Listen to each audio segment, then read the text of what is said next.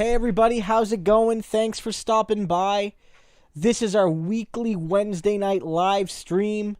We'll talk about so many things tonight. We'll talk about Coney Barrett being awful. We'll talk about Ice Cube backing Trump. Ro Khanna and Nancy Pelosi are kind of having a beef right now over stimulus. And then we'll also touch on this controversial story where Facebook may and Twitter may or may not be censoring the New York Post. And is it valid? Is it not? These are some things I definitely want to talk about with folks. Brianna won't be joining us tonight. Brianna has to do some work, but she does send her regards and may or may not roast me either by yelling across the room or interjecting into the chat. So we'll keep an eye out for both of those things. Samantha Sider started with a super chat saying the fly dominated Pence like a pool boy. Very, very true. Very true. I can't confirm that it was the same fly, but there was a fly on Coney Barrett briefly during her confirmation hearings in the Senate hall. And so some people are suggesting that either one particular fly or the broader fly community is trying to send us a message about some of the high-ranking Republican officials and nominees right now. John Barlich says, like yo cut G. Thank you so much, John. It's very nice. It's one of those weird things, right? Where, sometimes you get a haircut, you love it right away, and I've had that. And sometimes you get a haircut and you're not sure. And I wasn't quite sure about this one. But then, when I posted my first video of it, which was I filmed it just maybe a couple hours after I got the haircut, most people that said anything about it said really positive things. But then, 3 people said they didn't like it, and I was like, well, obviously the haircut sucks. Because on the one hand, you have 75 people saying it's nice, but then 2 people saying it's awful. And so I'm like, clearly, everyone thinks it's awful. But over the last couple days, I've grown to like it a little bit more. Craig Adolf, second stat, says nice haircut. Brianna also agrees. Brianna was the one that selected the picture that helped to inspire this haircut. So that's generally the extent to which I go to the hairdresser. They say, what would you like done? And I will say, my wife took this photo. Can you please do this photo? And then that's mostly it. Well, look, the thing with Coney Barrett is, we know she's going to be a ridiculous conservative, right? But it's more than that. It's she won't even be, honest with people. Because you know what she's doing, right? I don't blame you if you haven't been watching the hearings, right? I don't blame you at all. Oh, I think we might have just had a brief blip there. But we should be okay. Yeah, it looks like I think we should be okay. But there was it's not just that she's a crazy conservative, it's that she won't even answer questions, right? For instance, she won't say I want to get rid of Roe v. Wade. And I get it. She knows that that's politically unpopular. But, it really seems to me that, her playing coy isn't going to impress anyone. People who want her to be a stark, staunch conservative are going to like that. And then people that obviously don't like her already don't like her, and her not answering questions isn't going to be good enough. And what's most concerning, because I know this lady wants to get rid of the right to choose. We know that. We know, any reasonable person knows that even if they don't end up doing it, even if the political pressures and the legal pressures are too strong and they don't end up doing it, I have no doubt that that's her goal. Her goal is to overturn Roe v. Wade. That's her goal. And she's not going to say it because I know politically it looks bad. But the point is, she's not answering some very basic questions that are rooted in law.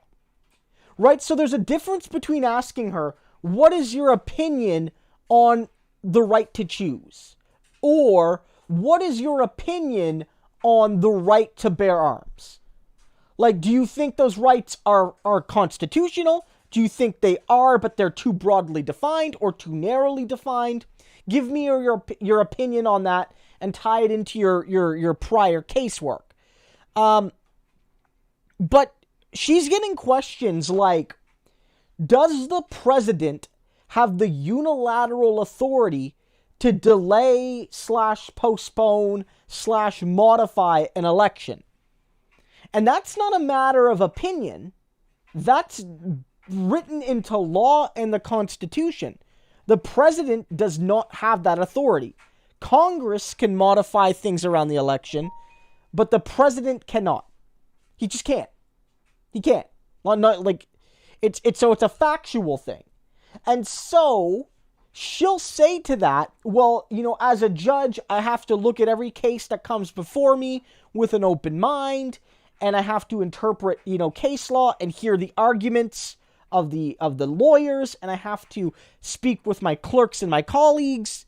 And that's all fine and good for a thing that's not clearly defined by law.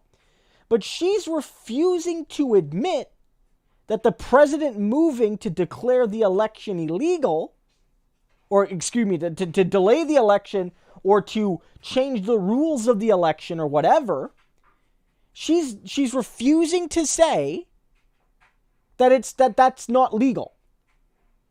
And so she's also doing that when Amy Klobuchar, and God, I hate having to give Klobuchar and some of these neoliberal Dems credit. I hate that.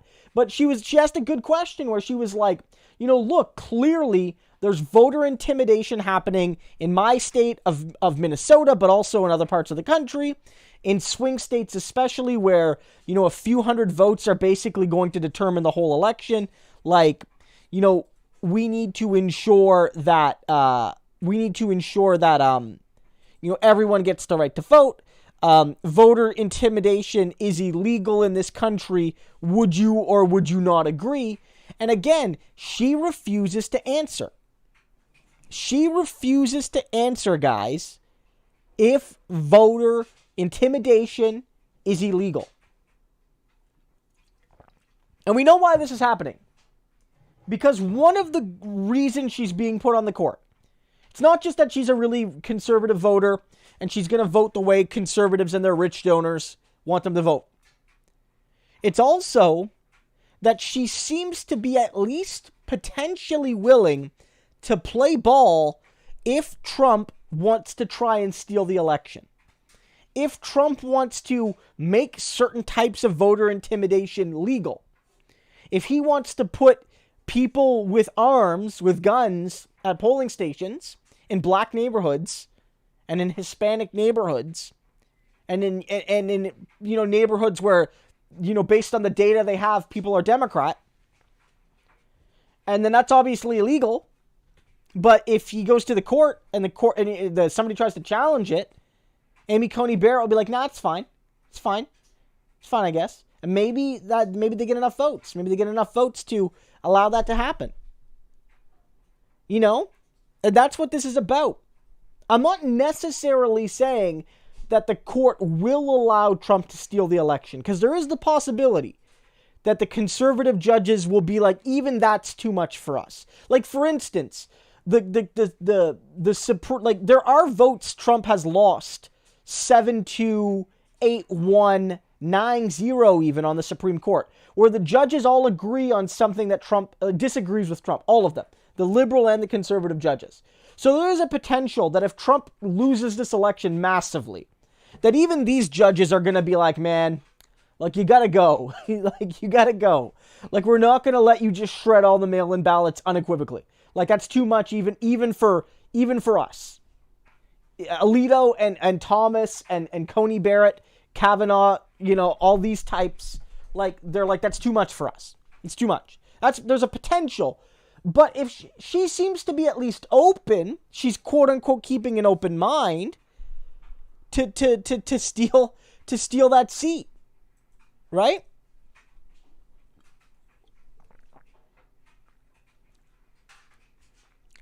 28 days later, 559 says, I wrote in Ron Paul and Bernie Sanders on my ballot because everyone seems to have forgotten the Electoral College elects the president, not us. I mean, the latter part is certainly true, that in the United States, you do not get to elect your president directly. Here in Canada, this is something people often forget. We don't select our prime minister. Not only do we not have we don't have an electoral college, but you actually only elect your member of parliament. And then generally, the party that wins the most seats gets to field the prime minister. But the vote for prime minister is actually based on the people that get elected to parliament.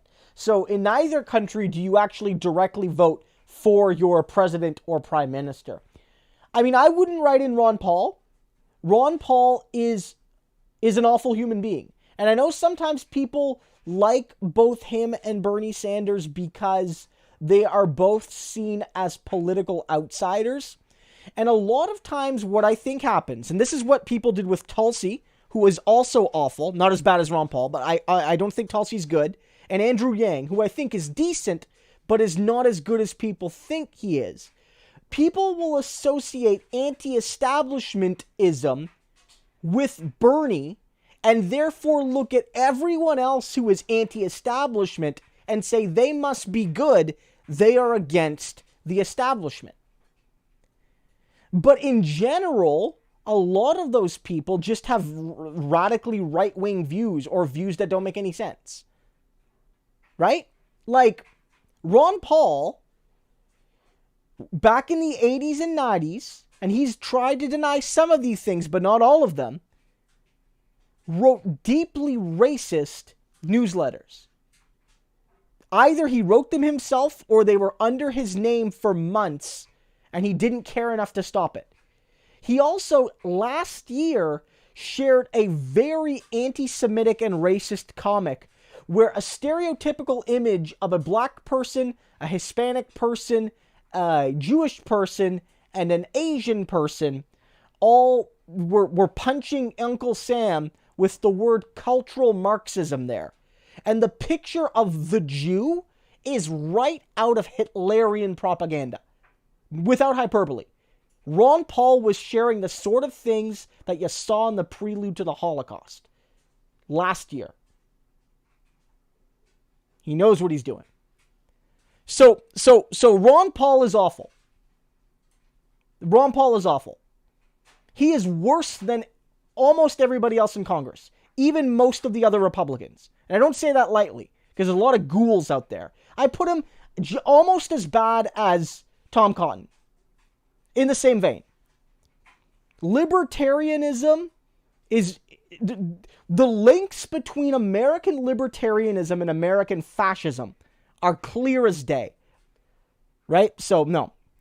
Like, look, I don't tell people how to vote. I don't. Except for one thing. Do not vote for Republicans. Do not vote for libertarians. They are both handmaidens to fascism. Don't vote for them. Don't do it. Don't do it. Right? Like, you can't vote for Joe Biden. Like, I get it. I do. I would vote for Biden, right? Like, I would be voting for Biden right now in the States. But I get why people want to vote for Howie Hawkins. I get that. I get why people want to spoil their ballots. I get that. But no, don't vote for Donald Trump. Don't vote for Joe Jorgensen. They both want to fundamentally steal the liberties of working class people, even more than Biden does. Bobby Hill says, Bobby Hill is back, you suckers. Thanks, Bobby Hill. And thank you for your perseverance. I noticed earlier you're saying you were having a hard time giving a super chat. So thank you for making that effort. I appreciate that. Bob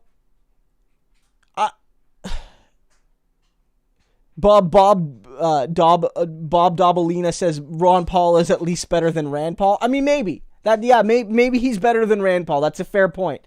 Well, Ice Cube, what Ice Cube did was basically he helped Donald Trump set up his initiative to reach out to African Americans, and is basically sort of giving a soft endorsement to Donald Trump. So the story is basically, and I'm just going to read it out here. One of Trump's key advisors says that Ice Cube stepped up and worked with the Trump administration to help develop the quote-unquote platinum plan for Black Americans. So he hasn't commented specifically on this plan Donald Trump has set up. He played a role in creating it. And a lot of people are very angry about this because it's giving this legitimacy to the Trump regime. And like, look, I get it. I get that Joe Biden was like the "you ain't black" guy. Like, and I get why a lot of African Americans feel like they're political prisoners, even more than, say, progressives. Because African Americans, especially black women, but even black men, are staunchly loyal to the Democratic Party. Right? They're staunchly loyal.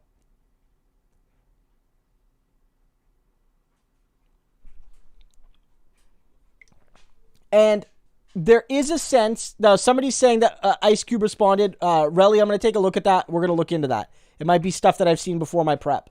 And we'll take a look. We'll circle back. But in general, a lot of African Americans feel like they've been taken for granted by the Democratic Party, and at least in broad terms, they're right. The challenge is the Republicans don't really offer much to anybody except for maybe a small portion of relatively well-off African Americans. But I don't know if that represents the will of the community. And so they're in a really tricky situation because, say, unlike in Canada, our Conservative Party will occasionally do like effective outreach to certain minority communities. So in Canada, like if you're a Chinese Canadian, you might vote Liberal or Conservative, right? Like, because like there are things you like about the Conservative Party that the Liberals don't offer, and vice versa. Whereas in the United States, the Republicans are so deeply embedded in like white nationalist politics that it almost traps people of color into voting Republican, especially certain groups like African Americans.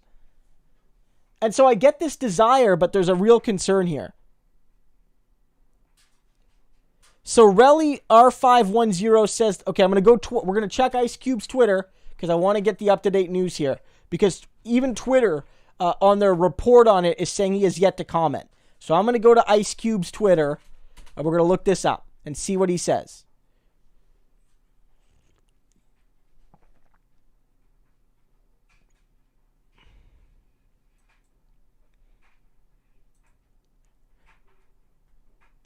Okay. Okay, so he tweeted this. I'm going to send you a link.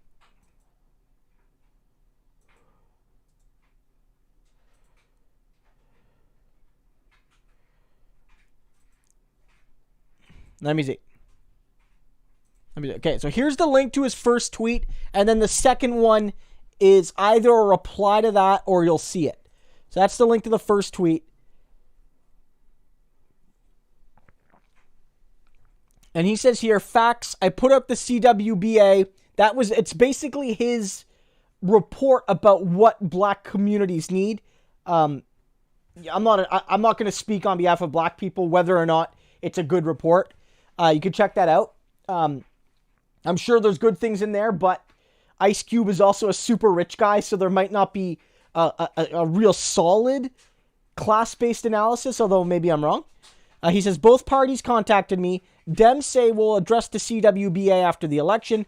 Trump campaign made some adjustments to their plan after talking to us about the CWBA. So Ice Cube seems to be suggesting there that at least rhetorically, Trump is more receptive, or at least, again, rhetorically. And then somebody suggests he goes to the dark side, and he says here, every side is the dark side for us here in America. He's referring to African Americans, I assume. They're all the same until something changes for us. They all lie, they all cheat, but we can't afford to not negotiate with whoever's in power, or our condition in this country will never change. Our justice is bipartisan. See, it's a tricky thing, right? It's a tricky thing, because here's the thing. Like, The Republicans really don't care about black people. They really don't. And most of the Democrats don't really care about black people either. And so it's a tricky position. What I will say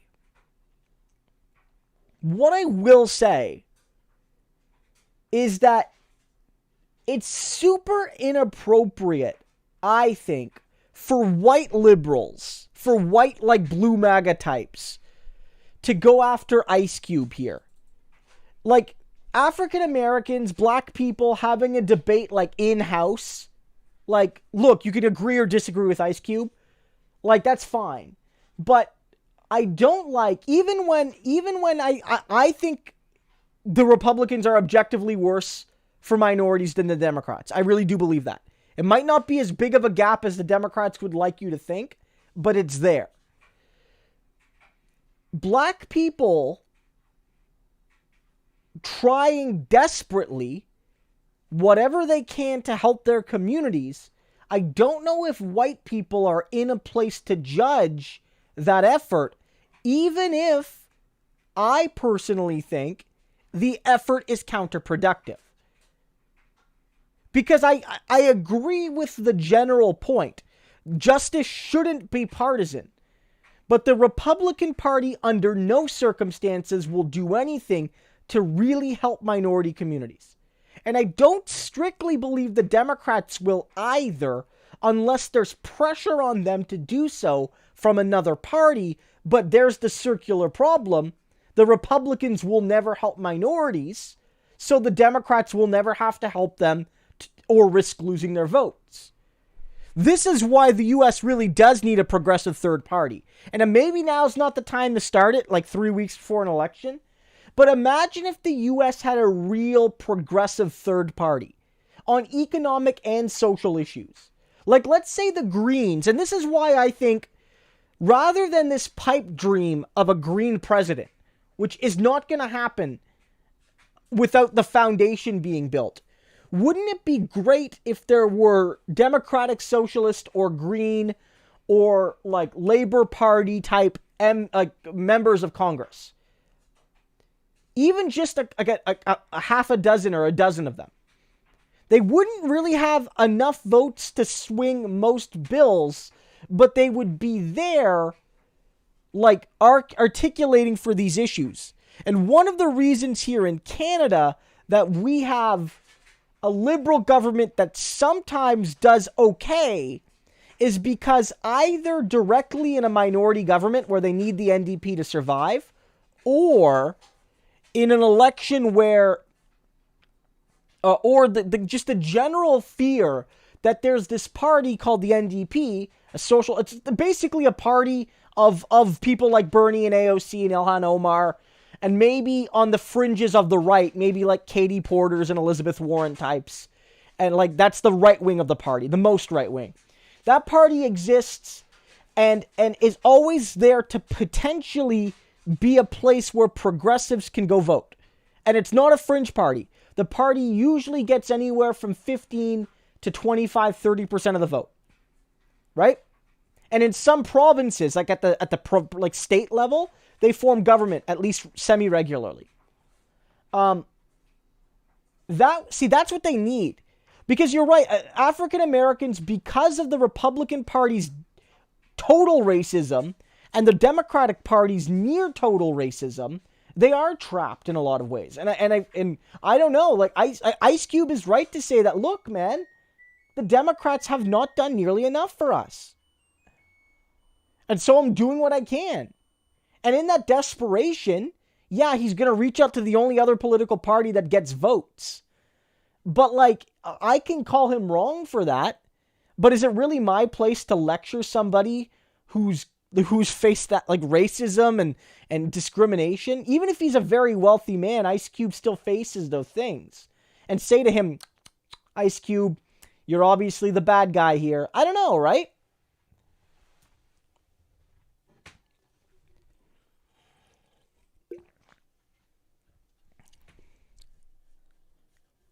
You know, so, like,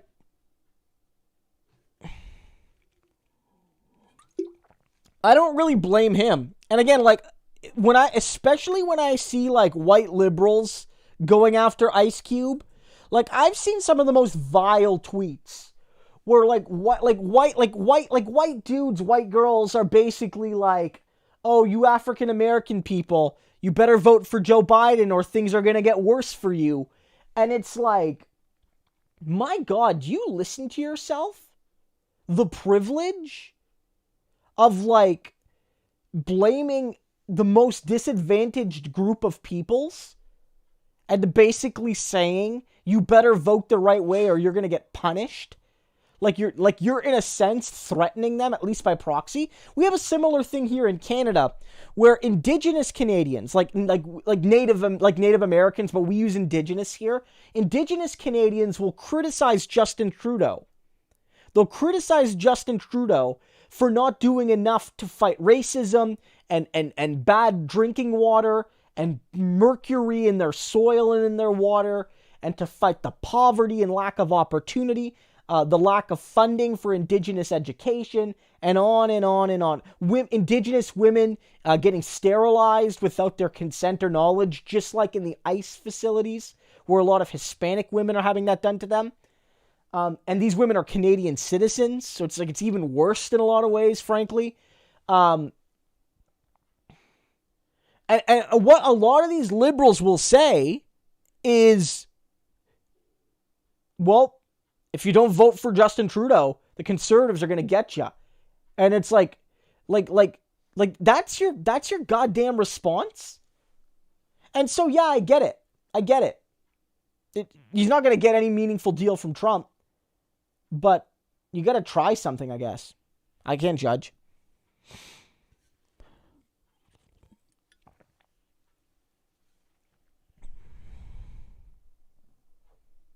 And I mean, like, yeah, like, again, like, my position all along has been that basically you need to...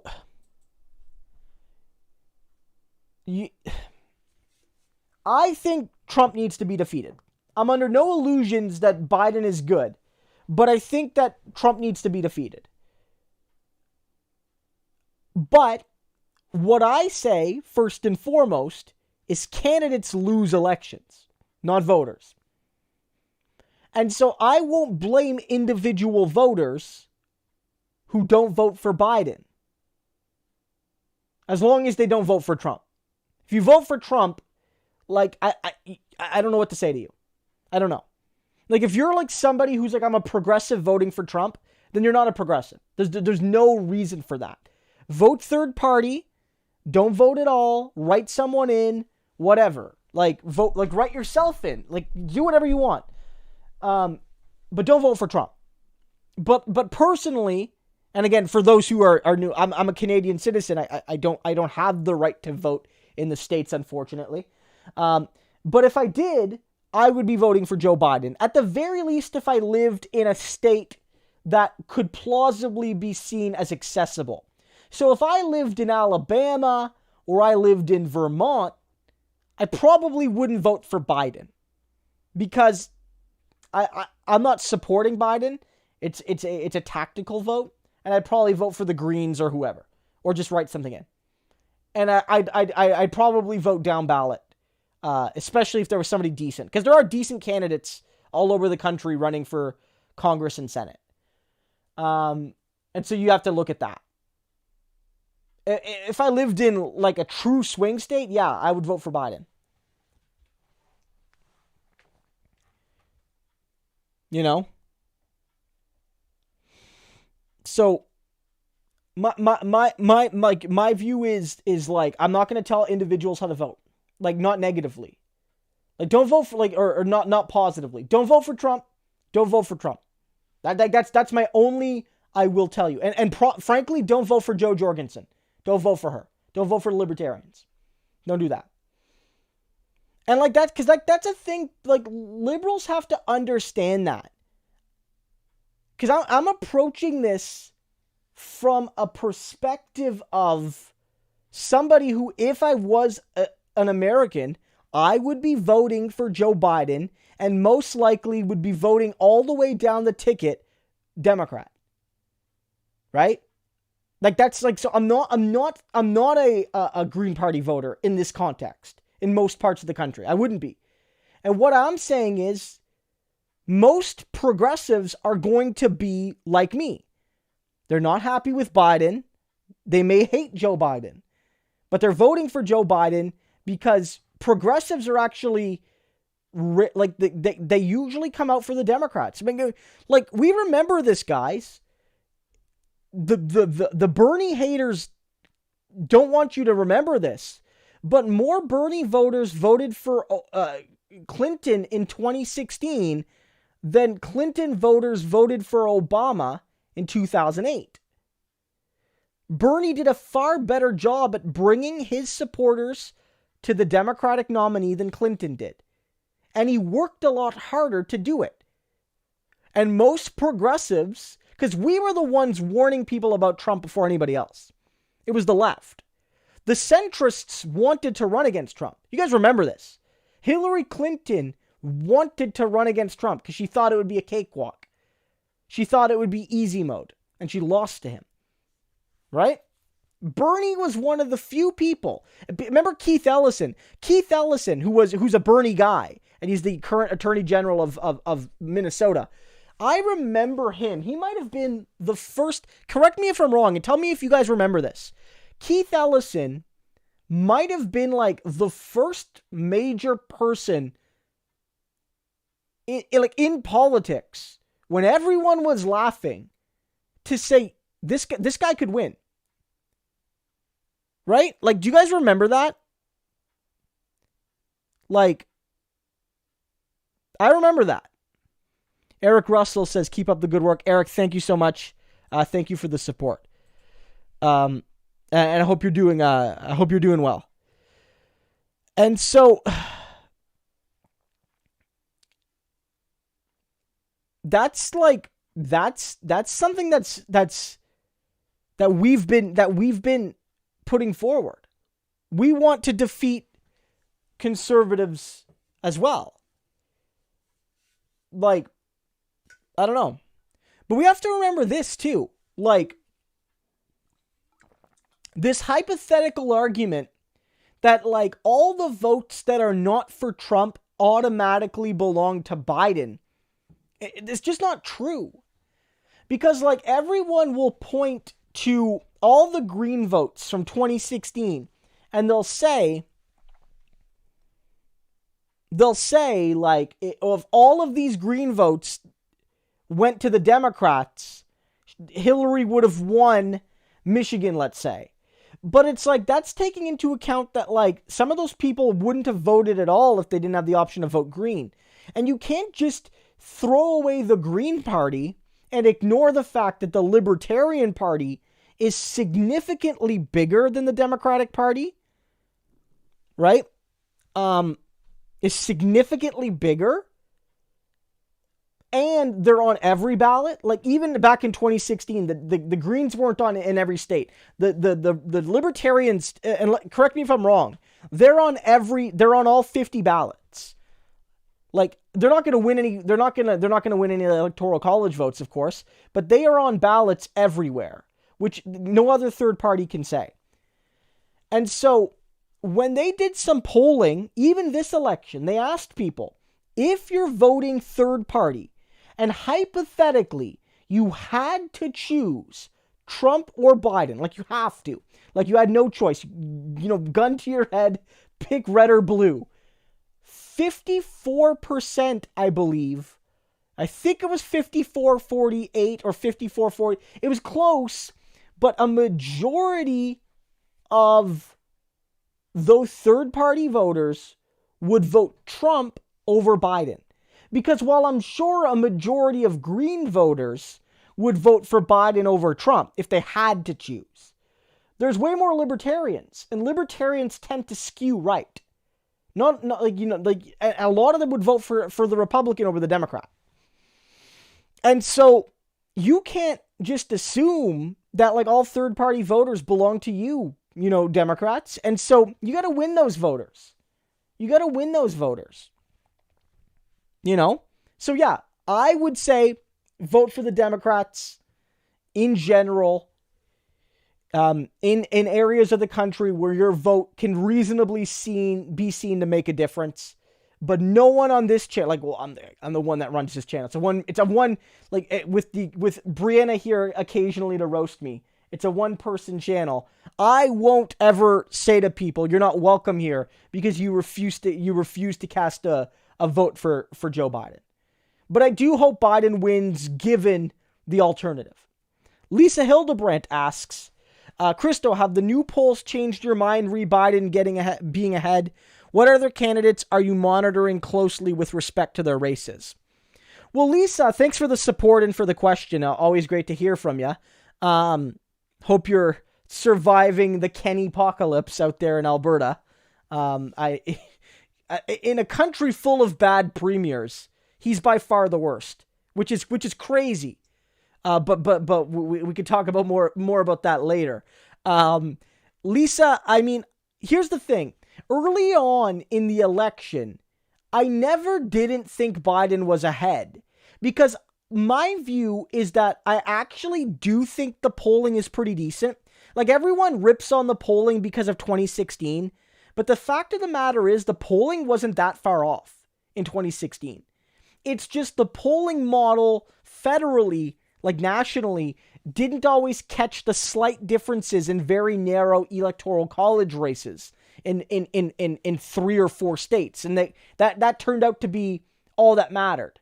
The national polls gave Hillary like a 3-point lead, and she ended up winning by 2 or something like that. They were off by 1% towards Trump.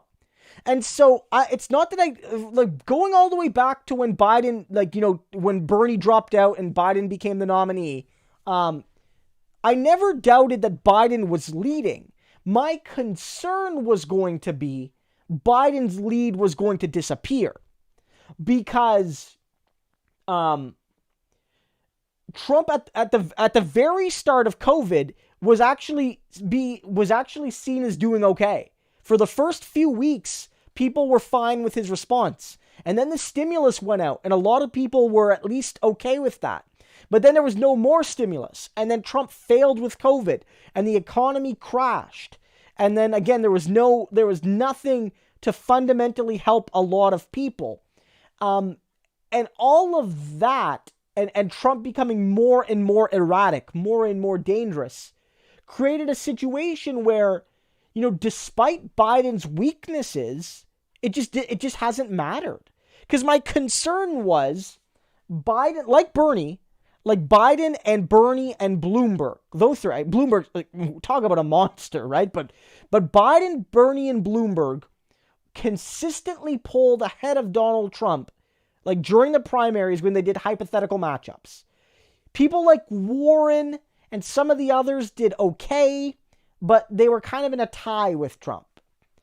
But my concern was, once Biden is alone in the field and it's just him versus Trump, all the attention is going to get to Biden and his weaknesses will be exposed.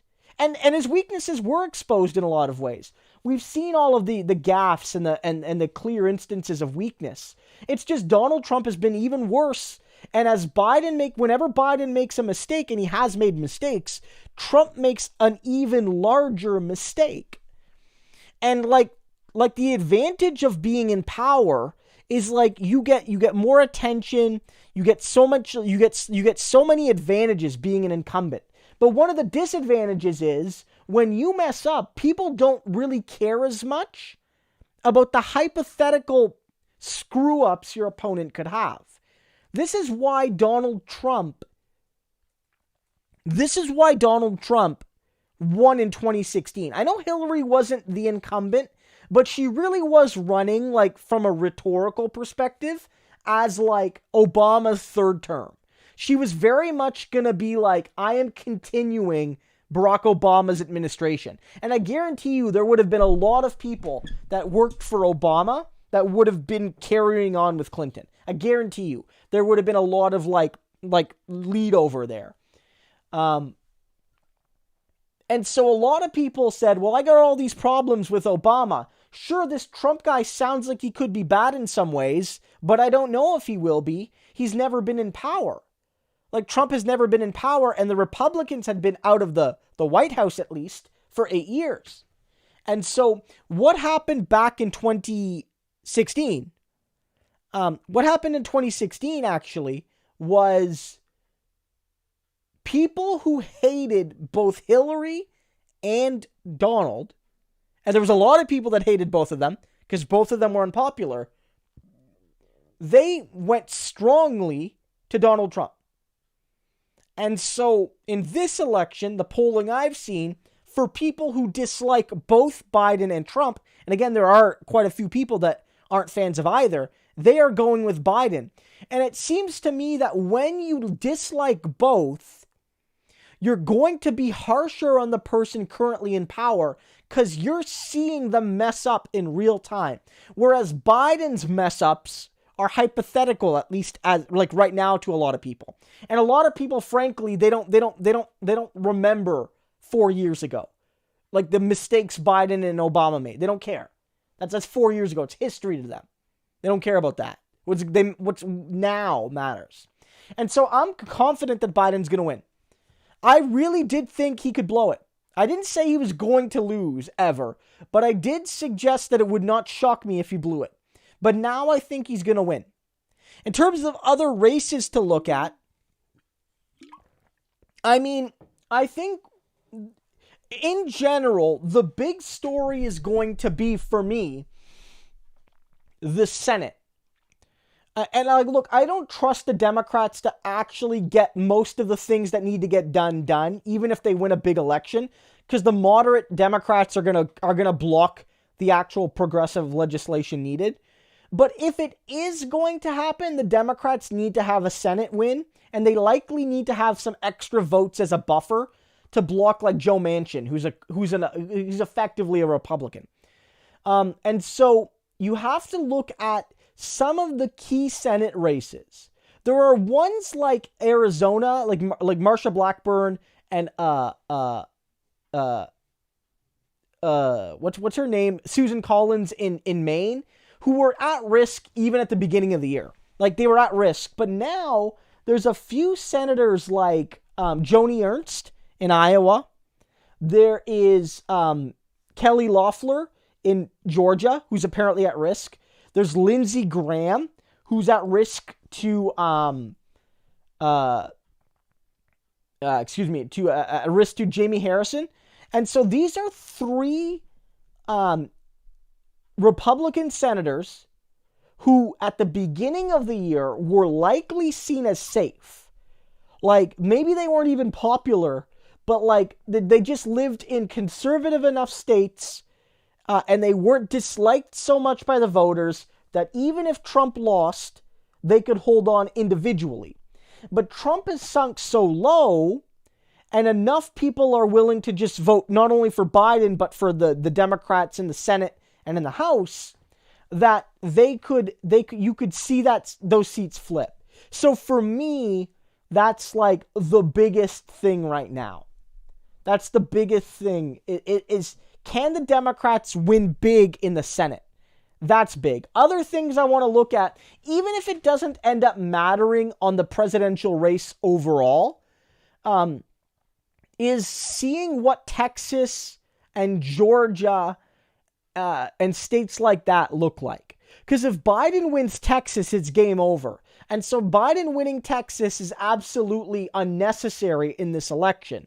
But if he does win Texas, like, it's going to potentially be the start of a fundamental shift in American politics.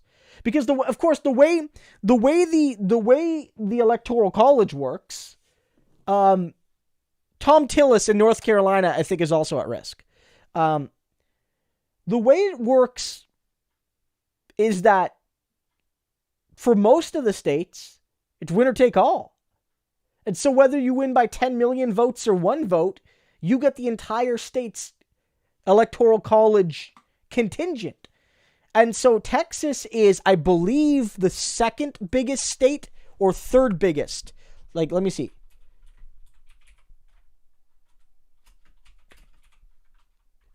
So states by electoral votes. So if you go to the United States Electoral College, this is Wikipedia. You look there. Let me see. Does it have it here? Texas has 38. Wait. Let me see. Where is that?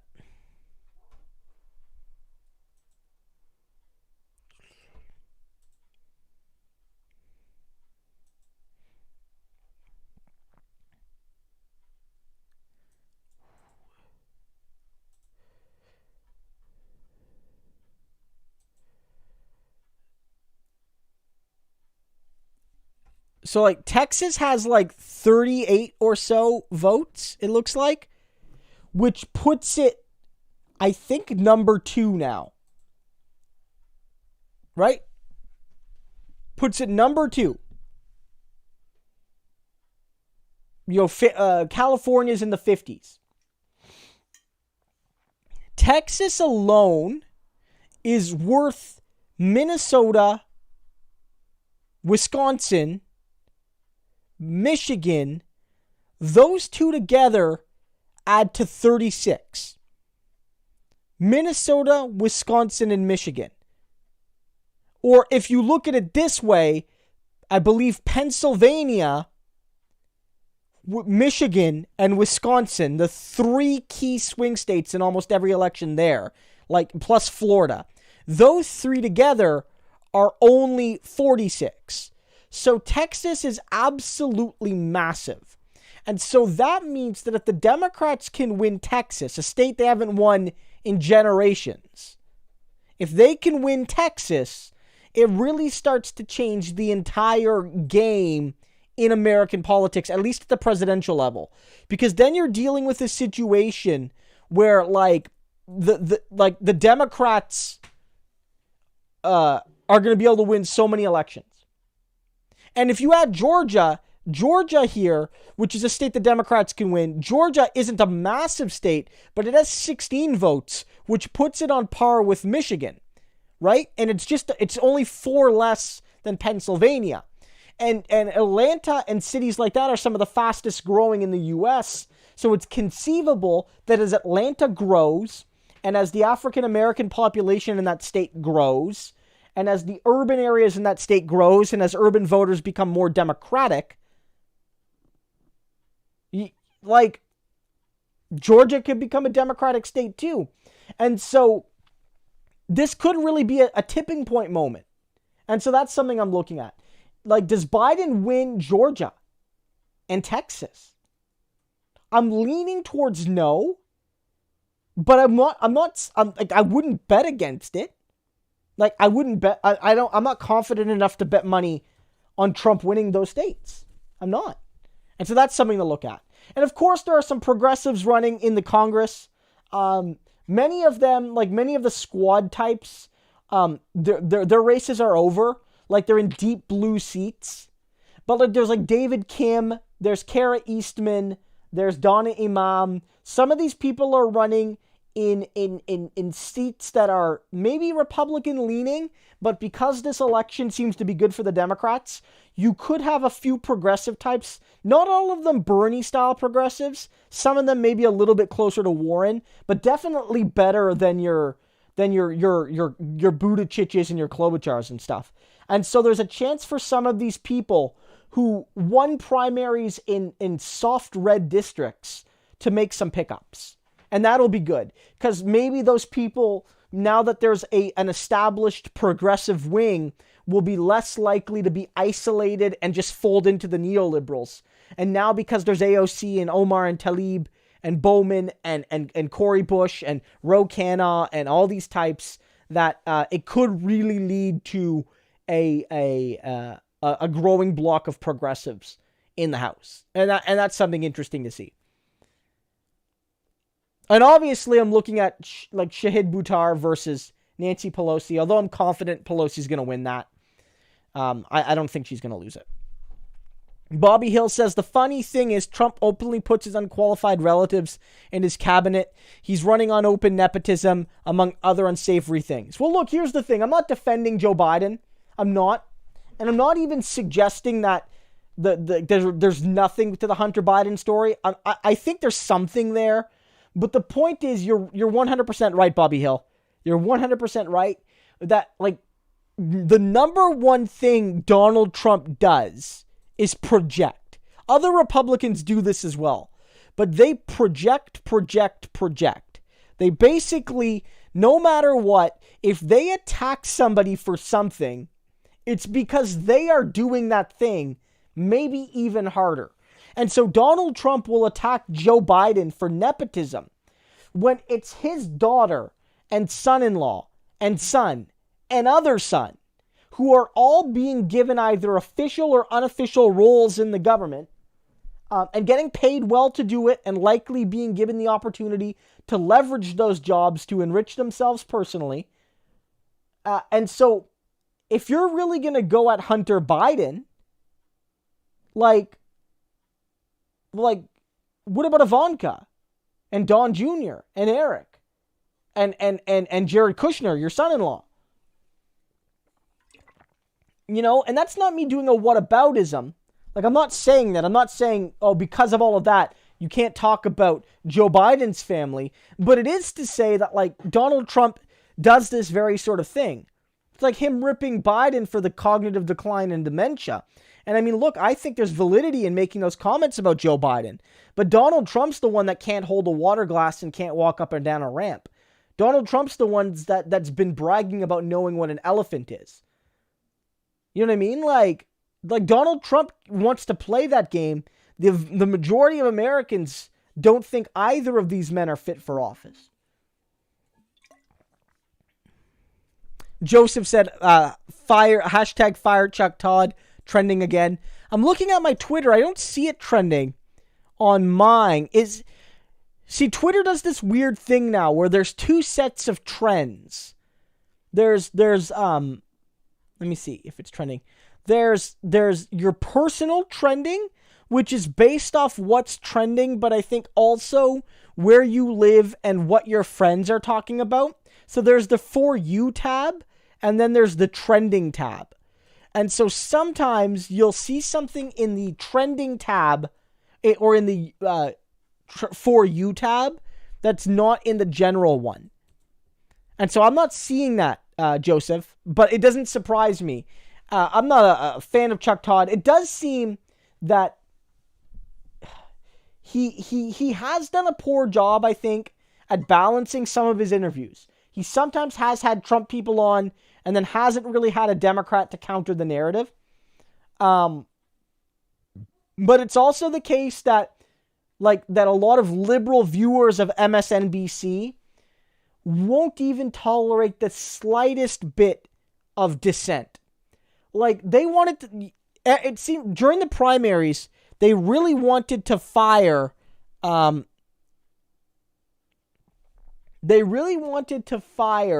Chris Hayes. Because Chris Hayes was a quote-unquote Bernie bro, apparently. When in reality, I think Chris Hayes was just one of the few people on the network that was often fair to Bernie. Not even really pro-Bernie, but just seemed to give him a fair shake. And they wanted to fire him when he had the gall to say, hey, maybe we shouldn't just reflexively ignore and ridicule Tara Reade. Maybe she has a point, and we have to, not just believe women when they're on our side. He didn't even say believe Tara Reade. He didn't say that. He said don't reflexively disbelieve her because you're on Team Blue. And they wanted him fired for that. So it doesn't surprise me. Chuck Todd does seem to be not as good as I think as somebody like Chris Hayes or say Ali Velshi. There are some decent voices on MSNBC. When Sam Cedar is occasionally on, he's obviously great, of course. But yeah, I don't know. I it trends every weekend, it seems now. So I'm kind of desensitized to it. Somebody asked in the comments, I did see it back there a little bit. People have asked if I play video games. I do indeed play video games. Been playing a lot of Fall Guys lately. Like Fall Guys. It's basically like a platforming multiplayer game. What else I've been playing? Played Hades. Hades is really good. It's sort of like a roguelike hack and slash kind of game. Set in like the underworld, like within like a Greek mythological narrative. It's pretty cool. Yeah, it's a pretty like accessible like game, and it's only like $20, so it's a pretty affordable game that's got a lot of it gives you a lot of replay value. So like and it's actually quite challenging, so you'll probably need to spend a lot of time with it. Um, um, that's definitely something a game to try. But no, I very much a video game fan. Very much a video game fan. Um, and then somebody also asked if I would do a phone chat. That might be something I would do. Right now it's just I'm kind of, and I'll get this kind of connects to Lisa's question, which I'll lead into, but I'm kind of in a holding pattern right now because we're still not quite back to normal here in our house. We haven't sent our son back to daycare yet because we still have, some worries about safety. And I don't have the kind of job that requires me to be like 9 to 5. So, I fit in my video making when I can throughout the day and in the evenings.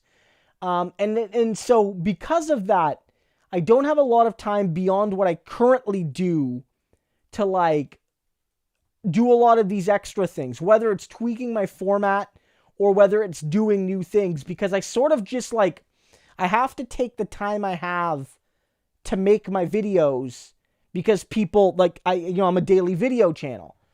And so, whereas if I had like more time, I might be able to carve out some time to do a different thing or to start tweaking my format a little bit. But in general, I wouldn't be opposed to, like adding a call-in portion to my streams. If not every stream, then maybe say once a month. Whether that would be like for patrons only.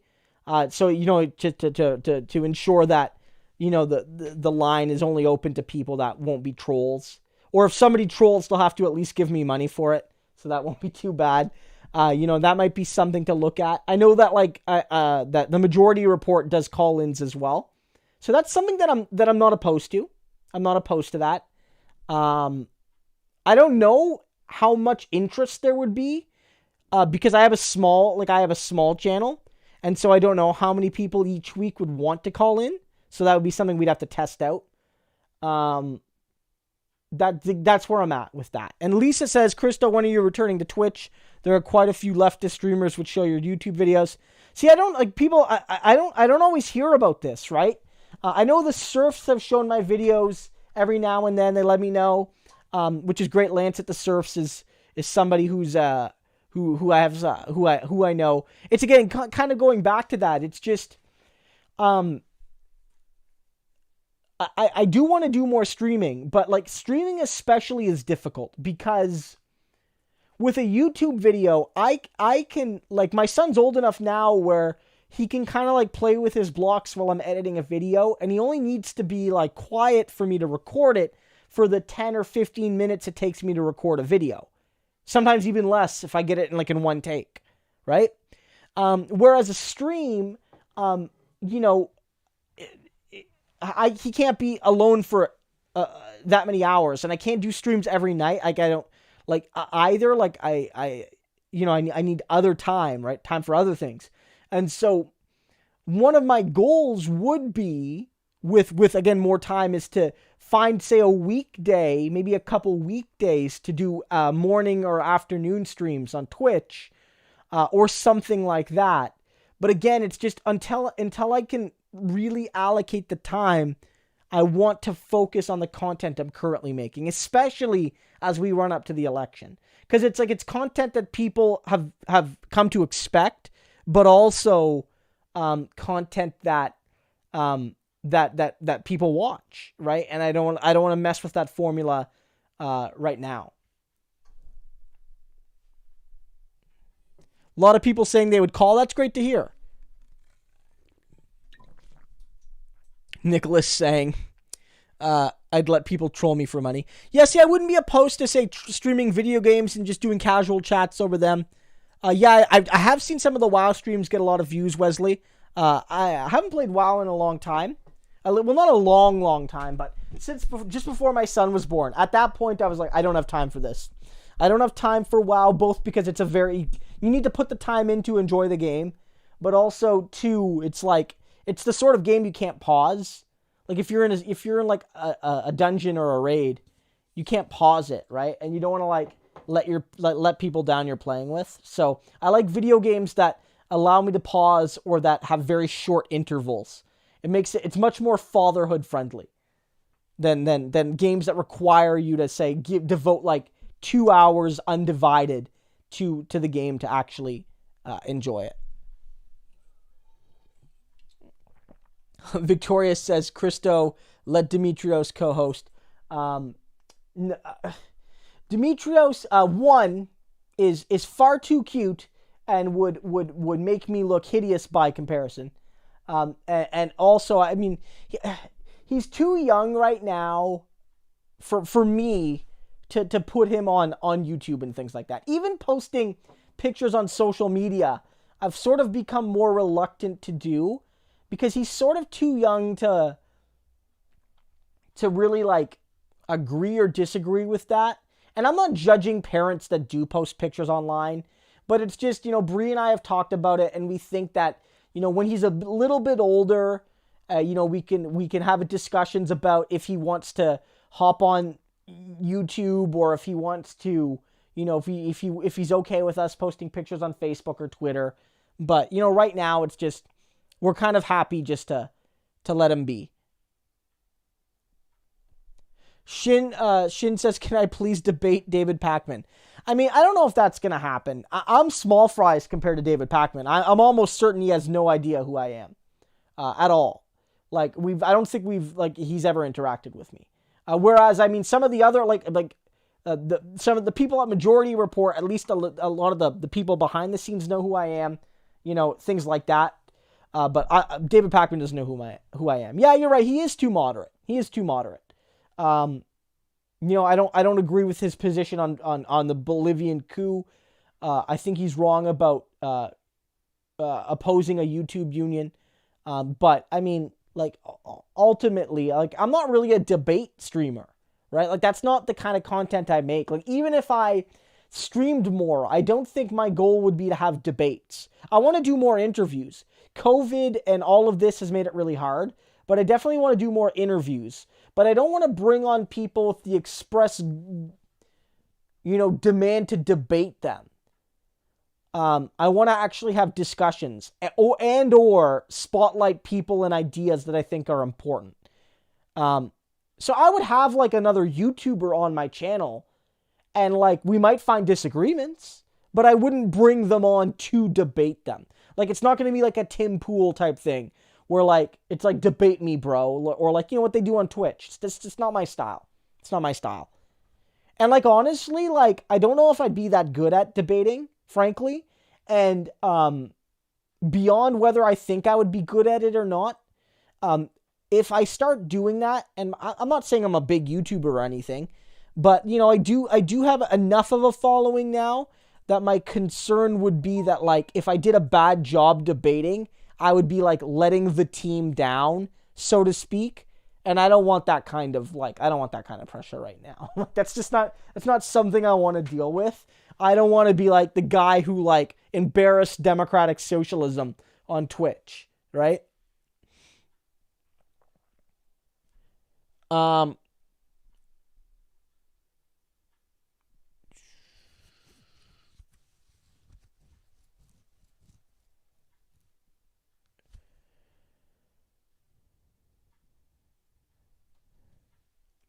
Wesley, you're right about that. Like, if you can set up your times and stuff, that's a good point. That's a good point with setting up streams. You just have to find the time. It's just really hard right now because, like, everyone's stretched thin, and even Brianna. Like, Brianna's so busy at work. Like, Bree did a full day at work, and she's working right now. Like, Bree works so hard right now, so it's just we it's hard to find time. Now, always. Well, no, but especially now. Maybe now more than ever. Like, Bree's, like, taking on extra responsibilities at work. Like, it's just, she's working so hard, right? So it's like, we're doing our best here. Somebody said, would I have Charlie Angus on the channel? Yeah, I would love to have Charlie on. 100%. 100%. I would love to have Charlie on. Sometimes I just have to take the initiative to reach out to people. Although sometimes people just, for whatever reason, like, maybe they don't want to come on my channel. Not everybody wants to come on my channel. And then also maybe, like, we just can't find times to connect. Yeah, but talking to Charlie Angus, yeah, I'd be fine with that. Yeah, 100%. He's always welcome.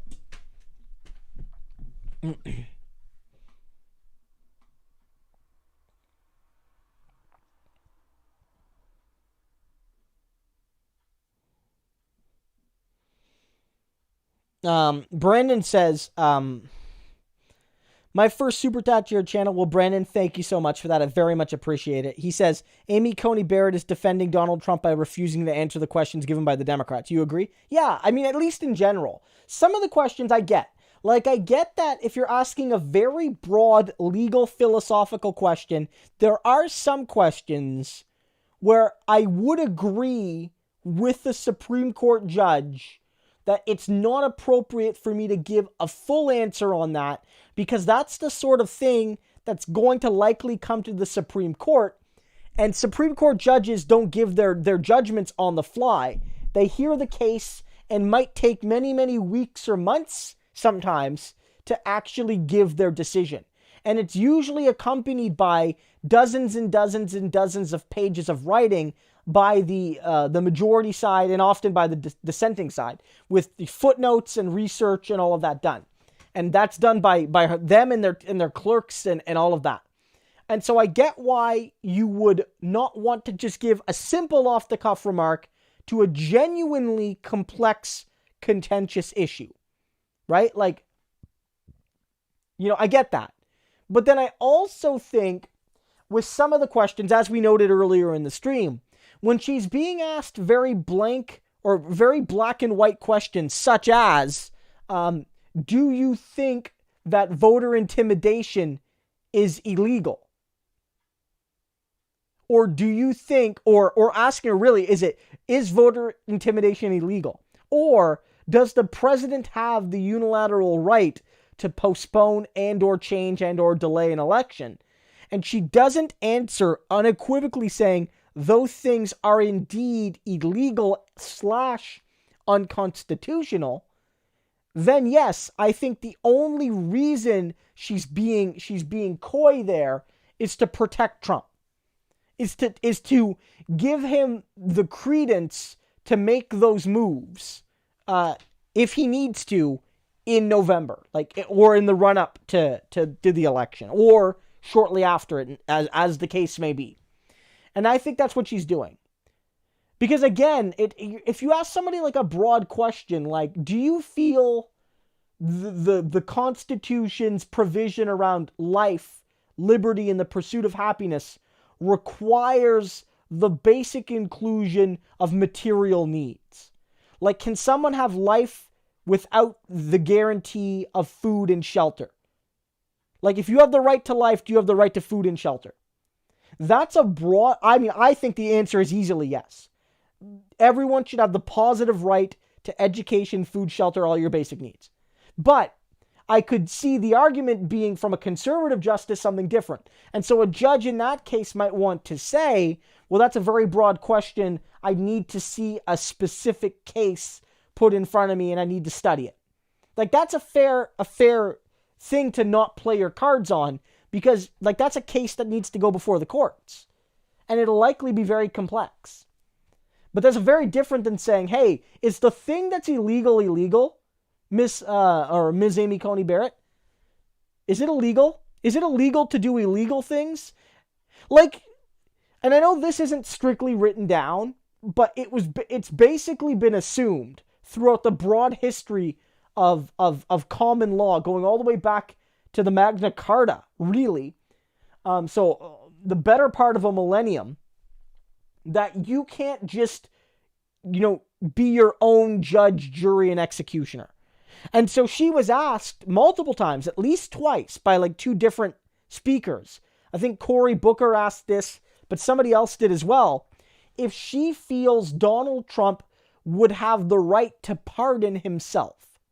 That because the president has the power to pardon, could the president pardon himself, at least for crimes under federal jurisdiction? Could the president do something illegal and then pardon himself for doing that very same thing? And she basically didn't answer the question. Now, again, it's not necessarily settled as much as some of those other things, but it tells me that she's not willing to say, no, I don't think the president can pardon himself. And yeah, I think a lot of these things are being done, whether it's to protect Trump or to signal to Trump that you're going to be good to him, or to signal to Republicans, because Republicans love Trump, like 90% of them more love Trump.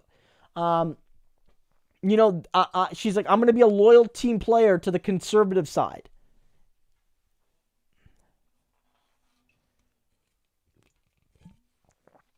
In general, voter ID laws are tools of disenfranchisement. In general. The United States, all over the states, the system designed to quote unquote ensure election security, all of it, virtually all of it, is voter suppression. Either directly or indirectly, it's voter suppression. Like that's what it is. Like, if you're demanding people have certain types of ID, like you need a driver's license, let's say, that's voter suppression. 100%. 100% that's voter suppression. Because you know what they do, right? Not everyone drives. Well, you can get another kind of ID or whatever. Or it's like, the DMV, all of the DMVs in black areas of this county have suddenly closed down, so you can't easily get a driver's license, so you can't easily get the easiest form of ID to vote. Yet in white parts of that county, there's DMVs up the wazoo, so you can quickly hop in and get a driver's license. It's the reason why black people are 7 times more likely to wait in line, they wait on average 7 times as long as white people to cast a vote in the U.S. Because where they live, there are fewer polling stations. Or you're seeing that now with the mail-in ballots in Texas. They're saying there are only one early voting station, basically, per county, whether the county has 1,000 people or 4 million people. And hey, guys, let me give you a hint there. The states, the counties with a lot of people in them tend to be full of black voters and otherwise Democratic-leaning voters. Everything in the states designed to protect the election, quote-unquote, is voter suppression. Here in Canada, like, voter registration is voter suppression. 100%. Here in Canada, we don't have automatic registration in the same way they do in, say, Oregon. But in Canada, anybody can register on the same day of the election. You can register when you go into the polling station. You do not need to register early.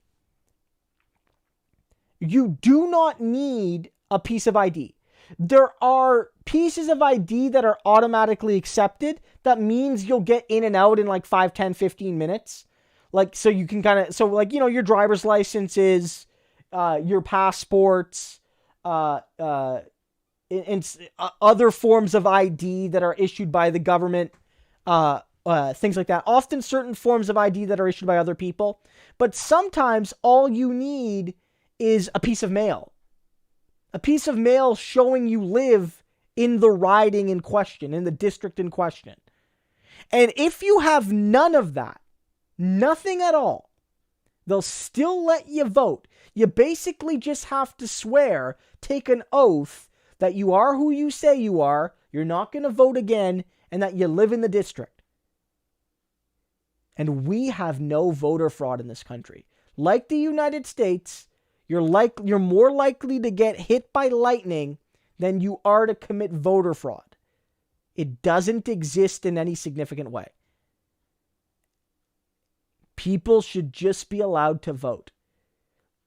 Insofar as IDs could be used, you should accept dozens of them. Look, I'm going to bring this up. Here's what Elections Canada, let me look this up. Elections Canada ID. So here in Canada, the federal elections law is not set at the provincial level. It's set only at the federal level. And so each provincial elections law is set provincially. So this won't apply to every province, but this will apply to everyone voting in the federal election, regardless of where they live. Let me look. Yeah, okay. Okay. Voter identification. It says here, option 1, show one of these pieces of ID. And it says here, your driver's license, any other card issued by a Canadian government, federal, provincial, territorial, or local, and it also includes Indigenous governments, the band level, that has your photo, name, and current address. Option 2, if you have 2 pieces of ID, both must have your name and at least one must have your current address. So one could be a voter information card that was sent to you in mail, like your pre-registration, and a bank statement. Or a utilities bill, like your power bill or your internet bill, and your student ID card from a high school or university or college. You can see how, yes, they're asking for identification, but the amount of people that wouldn't be able to fulfill this. If you look at this ID, here's the types of ID we accept. Here are the types of ID we accept. And again, you need, you don't need to register in advance. You can show up on the day right before polls close, even after polls have closed, if you're in line, and do all of this right then and there, and then they'll give you your ballot. A band membership card. It's basically a member of an Indigenous nation. Birth certificate. Canadian citizenship card. Forces identity card. Basically your army card. Canadian passport. Card issued by an Inuit authority. A firearms license. Government check or check stub. Government statement of benefits, health card, income tax assessment, Indian status card or temporary confirmation thereof, library card, a license card for fishing, trapping, or hunting, liquor identity card. It's basically if you don't have a driver's license, you need a card to prove you're 18 or 19, depending on the province. Métis card, old age security card, parolee card, property tax assessment, public transportation card, vehicle ownership, your social insurance number, which every Canadian gets either at birth or when you turn 13, but you get your social insurance number at birth. Veterans Affairs card. Those are just some of the ID. You can also use a hospital card or a blood donor card or a label on a prescription container or an identity bracelet issued by a hospital or long-term care institution. In addition to that, you can use a bank statement, credit card statement, credit union statement, a debit card, insurance certificate or policy or statement, mortgage contract or statement, pension plan statement, or even just a personal check with your name, like, a pre-stamped and dated check. Also, a card from your workplace, a residential lease or sublease, your utilities bill, and I could go on and on and on. You can also get a letter of confirmation from a public curator, from a shelter, a soup kitchen, a community-based residential facility, a senior's residence, a student's residence, and on and on and on. That is not the case in the U.S. That is not the case. And then, on top of all of that, if you don't have any of those things at all, you can still vote if you declare your identity and address in writing and have someone who knows you and who is assigned to your polling station to vouch for you. The voucher must be able to prove their identity and address. A person can only vouch for one person, except in long-term care institutions. I don't know how many people they can vouch for, but maybe they can vouch for a couple more people. So, if you're a homeless person who literally has nothing, not a single ID or anything, but the person from the coffee shop that gives you a coffee every now and then because they want to help you out knows you, they can say Joe Smith lives in this riding. We'll put his address as the coffee shop because he lives on the corner outside of it. And they'll give Joe Homeless Person a ballot. It's how it should be.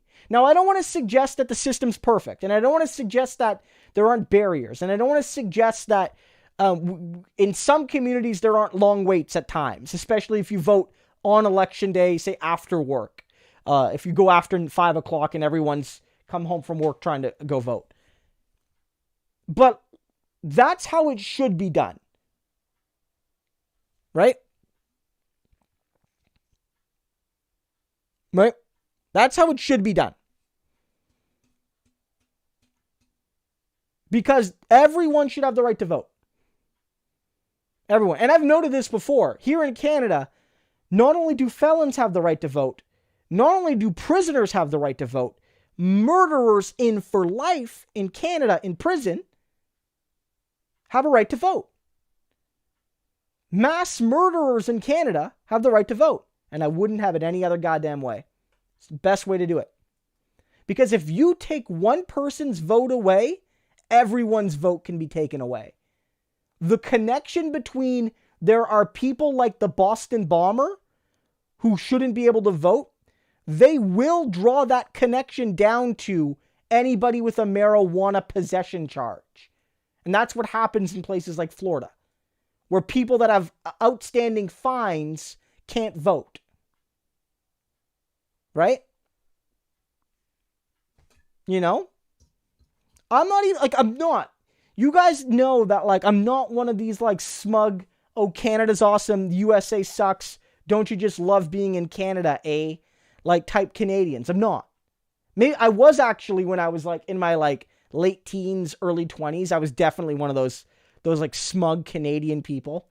But, one thing we do get right is, in general, our elections.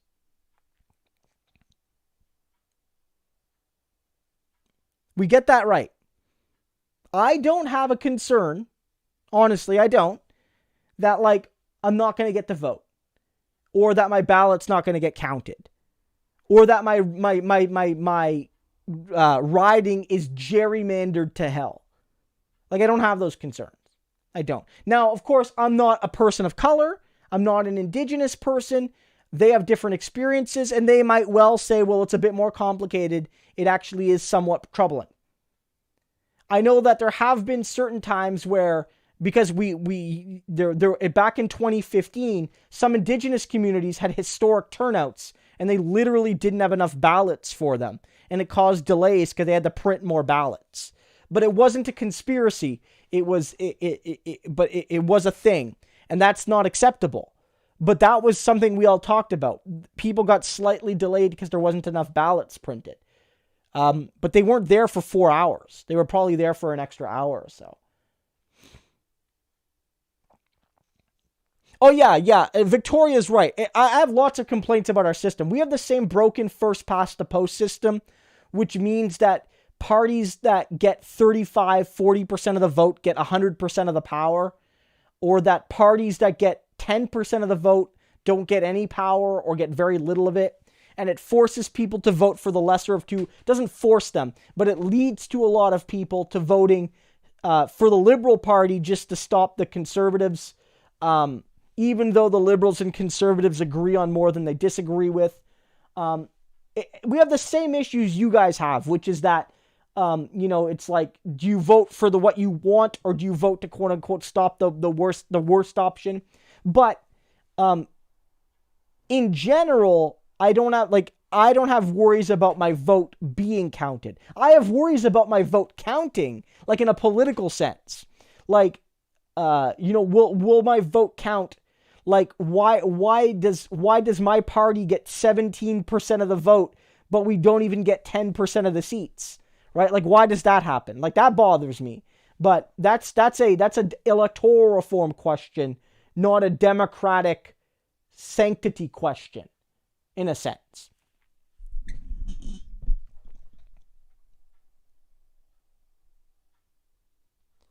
Yeah, Law Trader says people in the USA waited 8 hours in line for the state of Georgia for early votes. It's insane. It's insane. I'm trying to think of the last few elections and how long I waited in line. Okay, so back in 2019, which was our last federal election and the last election we had, Bree and I went to vote fairly early in the morning. But there were still some people there. Bree, do you remember how long we were there? Like from going into the door to getting out the door. 20 minutes, 15 minutes. Yeah, I would say 15, maybe 20. Maybe 20, but I think, yeah, 15, 20 minutes. From getting in the door to getting out of the door. Not even from like getting in the lines and stuff. Like, you know, we were probably out of the house for half an hour. We walked to our polling station. We got in line. We handed our IDs over and got checked in. Got our ballots. Voted. Put our votes in the box. Went home. 30 minutes. You know? Elections before that, sometimes a little bit quicker, sometimes a little bit slower. One year we voted in advance because Bree was going to be out of the country for the actual election day. So we went for advanced voting. That took maybe 15 minutes, but honestly, it would have taken less. If not, I think they had somebody new on the staff that day and she was sort of learning the ropes. It might have taken even less, maybe 5-10 minutes. If, you know, we would have come later in that day and that lady had already learned how to process people. The one time I waited for a somewhat significant amount of time was back in undergrad. Back in 2005, I remember probably waiting for about half an hour, maybe 40 minutes, because I voted at night on the old on campus when I was an undergrad at UNB in Fredericton. And it was, there was one polling station on the campus. There was about 10,000 students at UNB, and for all the students that lived in residence and for a lot of people that lived close by, it was the polling station. So I went, at 7 o'clock at night or whatever it was, and so a lot of people were voting. A lot of people were like, they left it to the last minute, and so I probably waited for half an hour. But it wasn't a big deal. Like I was there with a couple friends. We just chit-chatted in line and cast our vote and left. That was the most I've ever waited. Yeah. So, I'm just going to grab some water. I'll be right back.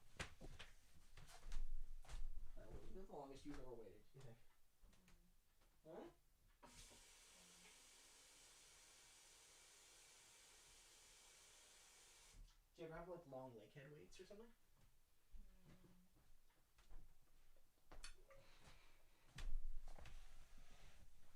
Yeah.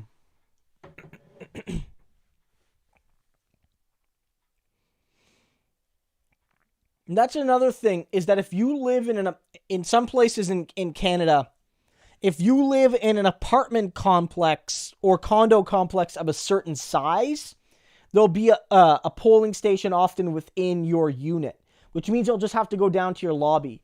So here in Kingston, a lot of the bigger apartment buildings had like a polling station for everyone that lived in there. It's not just for seniors, but a lot of them were like seniors. Not apartment buildings where everyone is, say, 50 and older type thing. But it just made voting even more accessible. You didn't even have to leave the house to vote in those cases. So, yeah. Jenna Nick says, from Alberta, I roll. Last election, forgot my ID. Brought my SIM card and my phone bill. Can't remember waiting longer than that in previous elections. Yeah. Again, I'm guessing that if, for instance, you don't have any of the IDs and you need to do that declaration, maybe you'll wait a little bit longer. I've actually never seen that done. Like I've never been in a election hall basically and seen someone take the pledge. I'm guessing that might maybe take more time.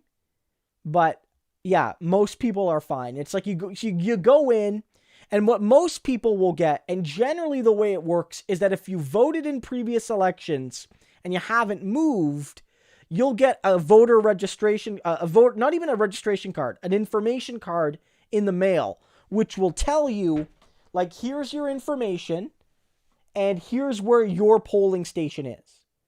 Like, you don't even always have to go there. Bree and I have voted on campus when we didn't live on campus, and they still let us vote there.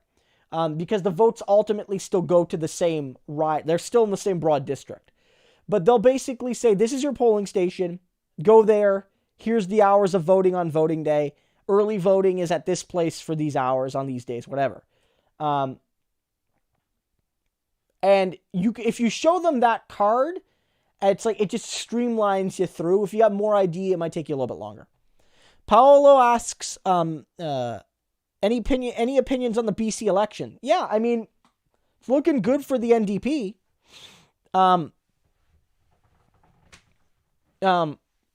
It's looking good for the BC NDP. I mean, right now, if the polls are to be believed, they're in and around 50%, maybe a little bit lower, maybe a little bit higher. I think ultimately, when it comes down to it, I would wager they are going to be lower than 50%, but they're probably still going to be in the mid-high 40s. And so it's likely going to be, an NDP majority government. And that's good to see. I think on balance, that is, that's going to reflect mostly the will of the voters. I mean, this isn't the kind of government that's going to get a majority with 35%. This will be a majority that actually might be legitimate. Like that, basically over half the voters supported the party. It's still unfair to the Green Party. I'm not a Green Party supporter at all. Like I don't vote Green. I vote NDP. But there's a chance that they could get 10, 11% of the vote and lose all their seats because the NDP is going to be so strong in green NDP areas. That they'll wipe out the Greens even though they still get respectable amount of votes because again the first past the post system. Horgan hasn't been perfect, right? I've disagreed with him on Wet'suwet'en. I've disagreed with him on things like LNG. I think that he hasn't done enough to really promote better social programs. The Greens have been a barrier to that in some ways. Like they blocked the making it easier to join a union. But, it's definitely, they're the best option. And the BC Liberals are awful. And the BC Liberals have been, they're no longer in power right now, but they've only been out of power for like 3 years, right? And before that, they were in power for like a decade and a half. So a lot of people are still tired of the previous government. And in Canada, there's exceptions, of course, but often in Canada, governments will get a second shot. Often they do. And so a lot of people are likely saying, look, John Horgan and the BC NDP, they've done a decent job. Are you heading up, babe? Yeah. Okay. Everyone say bye to Bree, say good night. They've done a decent job. They haven't messed up. Among the bigger Canadian provinces, compared to say Ontario, Alberta, and Quebec, BC has done by far the best with COVID, and that's been in part due to the leadership of the government. It doesn't surprise me they're going to get another 4 years. I hope they do something bold with this majority. I hope they do pharmacare, for example. I hope they really do something and actually give the people something good. That's my hope. Because now they're not going to have any excuses. Last time they had a very, very precarious minority, and the Greens did block some of their ambitions. But now with a strong majority, they're not going to have the excuse that the Green Party, the mean old Green Party, is there blocking them. So it's put up or shut up time for the BC NDP, frankly. And they got to stop fucking around with the teachers, trying to make class sizes bigger. Leave the teachers alone, John. Just give them their class sizes. Everyone's saying goodnight to Bree. It's great to see. Great to see. Sanwal asks, and thank you for the support, Sanwal. Why does the NDP and other left-wing / internationalist parties struggle in Quebec, and how can they overcome it? We'll be reading Party of Conscience soon. Party of Conscience is great. I have a copy. Where's my copy? Right here. I have a chapter in here. It's a collection by Roberta Lexier, Stephanie Bangarth, and John Weir. It's basically like a book where everyone wrote, like all these different people wrote different chapters, like an edited collection. And so check it out. You can buy it just through the publisher Between the Lines. I'm not sure if it's sold directly in the US or not, but it's definitely get this back in here. It's definitely worthwhile read for those who are interested in Canadian political history. But and I have a chapter in there on the I have a chapter in there on the NDP in the 60s and 70s and 80s.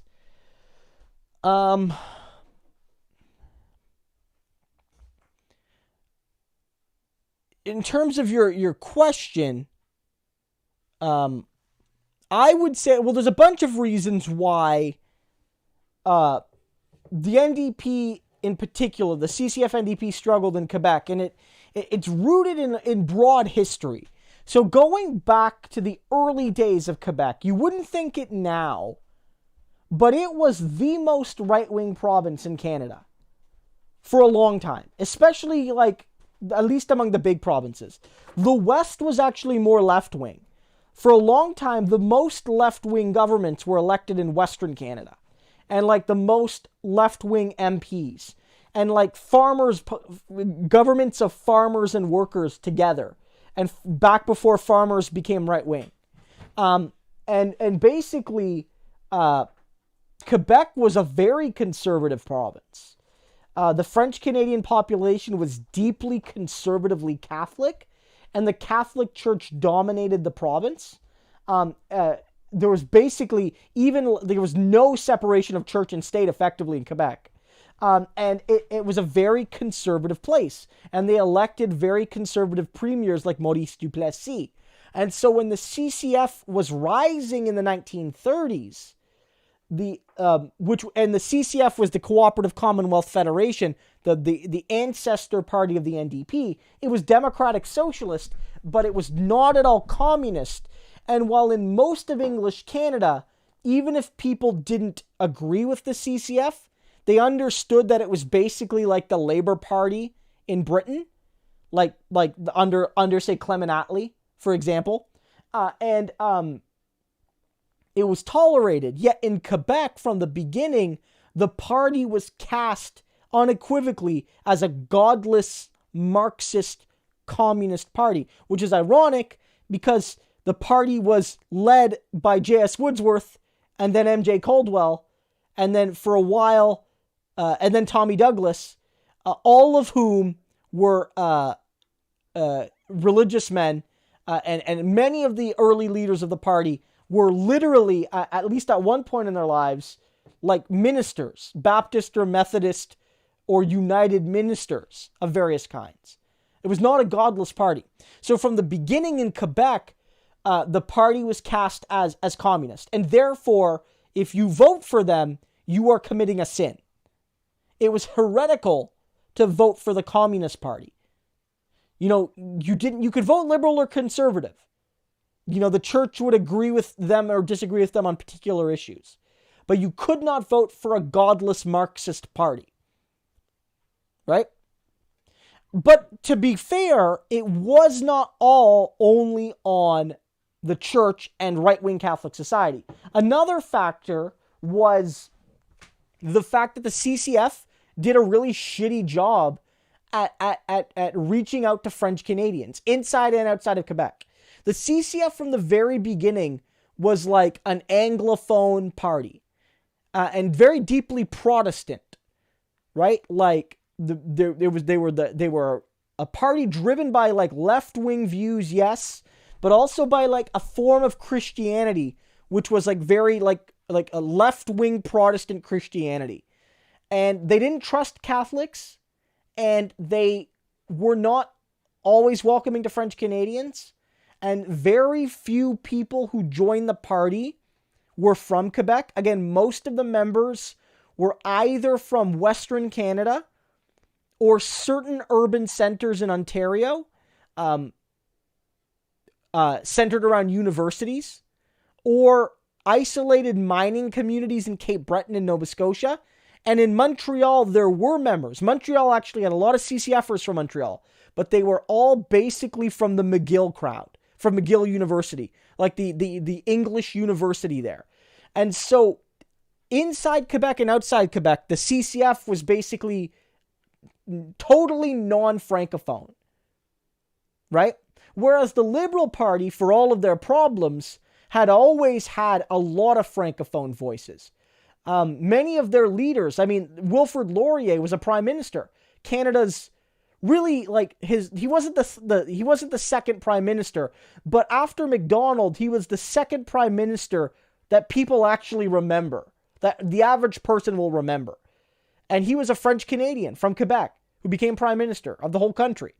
That's like if the U.S. in, the 1800s elected a Spanish-speaking prime minister. It just wouldn't happen, right? He got elected in 1895 as a French Canadian Catholic. And so the Liberal Party always had this deep connection there. And so the CCF never broke through. And also a concern was the CCF was a believer in a strong central government, that more power needed to be rest in Ottawa to actually solve the problems of a modern country. That it wasn't good enough to just say, let the provinces deal with it. The provinces were too small or too far apart, and they had too many different circumstances to actually address something that needed to be national. And so the CCF basically said, we want more power for the federal government to plan the economy, to build up our education system, to build a national healthcare program, and on and on and on. And in Quebec, that was unpopular. Even if Quebecers in some cases supported the ideas, Quebec was distrustful of federal centralization because they saw that as a threat to Quebec's autonomy within Canada. Because even if you aren't a separatist, some Quebecers, they don't want to leave Canada, but they want more and more power for Quebec within Canada. They don't like the idea of Ottawa having power over them, Ottawa being our capital. They want autonomy. And so, right? And so, basically, what happened there was, based on language, based on religion, and based on government policy, the CCF wasn't seen as palatable in Quebec. And that was a big factor. Another factor was that the province was deeply kind of connected to the Liberal Party. Again, the Liberal Party had a lot of support there. And then also, the Conservatives for much of the 20th century didn't really have a lot of support there. And then eventually when a left-wing party did sort of start to grow there, it was rooted more deeply in Quebec. It was the Parti Québécois, which really isn't that left-wing anymore. The left-wing party in Quebec is now Québec Solidaire. But under René Lévesque, the Parti Québécois was social democratic, right? And so they had that party. And so what ended up happening was, when the left in Quebec really did start to grow, it was either directly or indirectly connected to the separatist movement. And the NDP, as a party that wasn't a separatist party, because it was a party for all of Canada, really didn't have access to a lot of the left-wing voters in Quebec. And so it put them in a difficult position.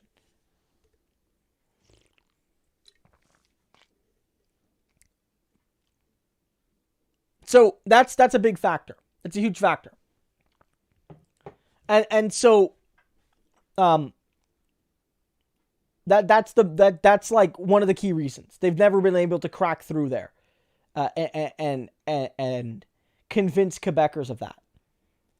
Not beyond isolated cases. Like, obviously they had a good election in 2011 in Quebec, and even 2015 it wasn't bad. And in fact, people actually argue that one of the reasons why the Liberal Party in Canada survived in a way a lot of the other Liberal parties in the Anglosphere didn't. Like, because in Britain, you have a Conservative Party and the Labour Party. And same thing basically in Australia and New Zealand.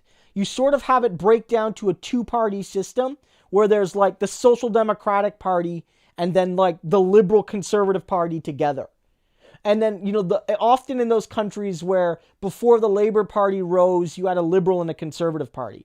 And here in Canada, around the time that the Labour Party started to get big in those other countries, the CCF was growing, but the ability of French Canadian of the Liberals to win the vast majority of Quebec, pretty much every election, meant that they basically could never disappear. Even when they got walloped big sometimes, they would never really lose Quebec.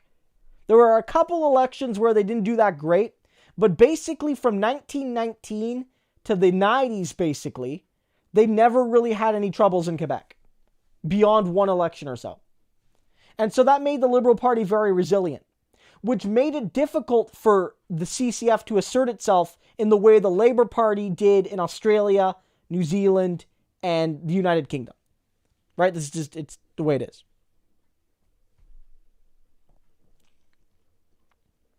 Bobby Hill asking, Ronald Wilson, regular, first question. Why are the BC Greens so anti-union? Are they Tory bad? I wouldn't say they're Tory bad. No, I wouldn't say that like they have the same union policy as the BC Liberals or the federal Conservatives or even I wouldn't go that far.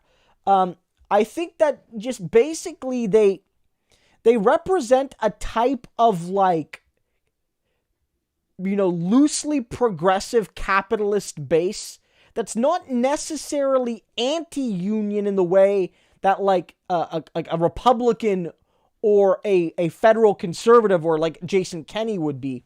But they also sort of see unions as like part of the problem. So they'll be the sort of people that's like, I don't like unions or business because they're both too big and too powerful. And I want the individual to have more power. And so I don't think it's good that big unions have too much unaccountability. And so one of the arguments they made is against card check. Basically, the way it's done in Canada, like in the US, is if you want to form a union, you have to go to a workplace and get enough of the people in the workplace to sign a union card, right? To sign a union card. And then once that happens, you have a vote. And if a majority of the people in that workplace vote to form a union is formed. Sounds fine, right? But what happens is that between the card signing and the actual vote, the company will move hell and earth and do things legal and illegal to basically intimidate people out of joining a union. And so what good jurisdictions do, and this is what Bernie proposed.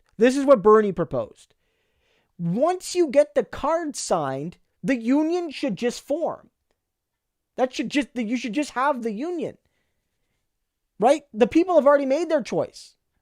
And so that's what the BC NDP wanted to do. They wanted to say, look, you have a workplace.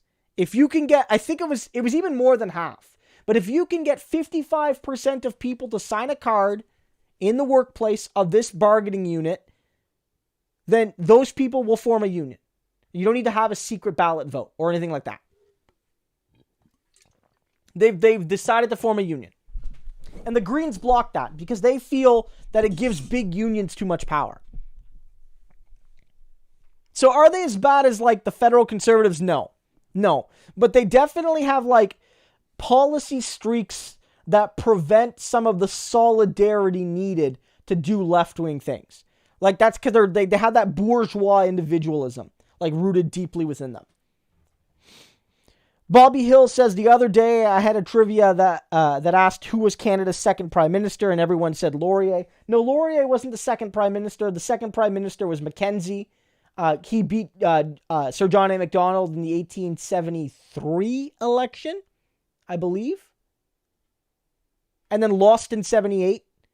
And then McDonald came back until like the early 1890s when he died. And then there was like 4 prime ministers who all basically served and then died themselves in office. And then Laurier won in 1895. The thing is, McDonald served from 1867 to like 1890 something with only a few years off. And Laurier served uninterrupted from 1895 to 1911. So basically, those 2 men were like prime minister for like most of Canada's first 50 years or so, right? Like for like 45 or so of the first 50 years almost, they were prime minister. 40. So that's why those are the only 2 that are remembered. And like when it comes to like who's on the money, like McDonald's on some money, Laurier's on some money, but none of those other early prime ministers are. Maybe Borden is, but again, he comes after. Zachary says, nice haircut. Thank you so much, Zachary. I appreciate it. I saw a comment out here.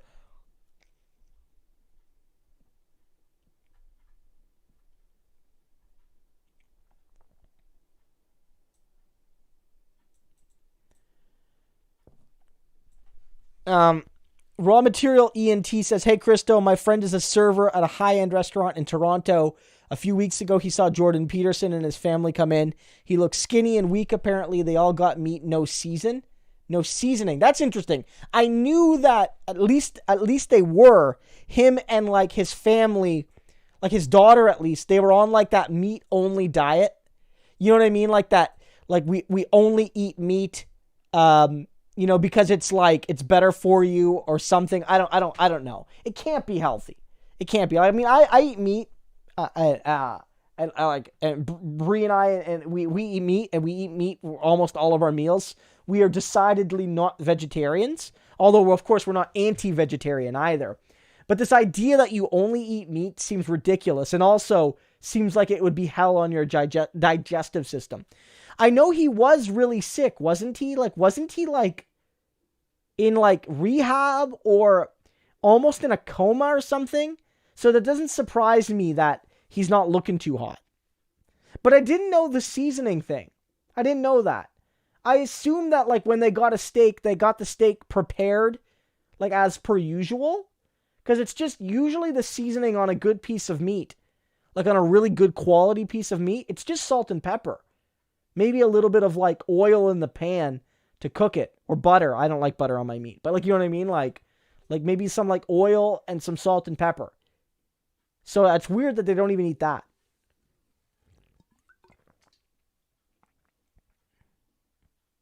Oh, meat, water, salt, that's it. Well, I mean, like, yeah. It's ridiculous. See, I didn't know he got... I know he was really sick. He got COVID, apparently. Yeah, none of that surprises me. I actually didn't know he was back in Canada.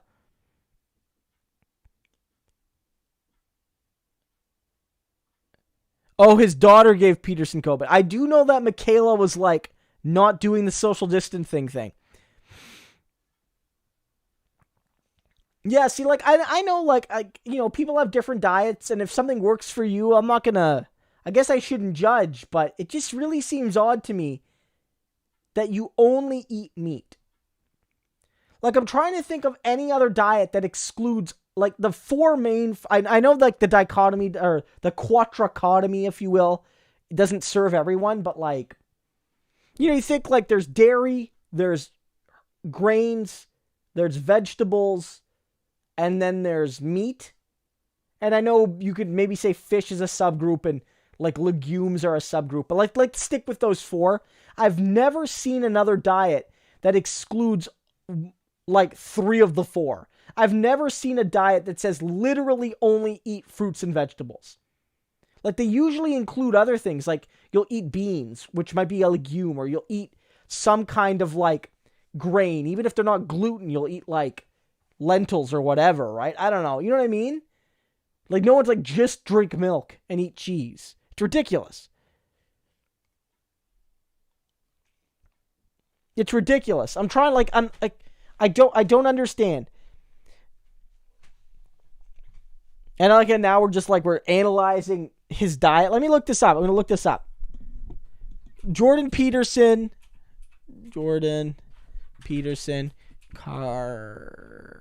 carnivore diet.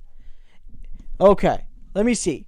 Okay, so there is an article here in the Atlantic from 2018 that talks about this. And apparently they only eat beef, at least at the point of this article. And their argument is not just for health, but also apparently for like their argument that you need to have like, you need to order your life. You know, like Jordan Peterson's like clean your room. If you have a clean room, you'll have like a clean mind, which actually, as far as his advice goes, is probably, at least for some people, probably accurate. Some people really do function better when their space is clean. But it says here, what does it say here?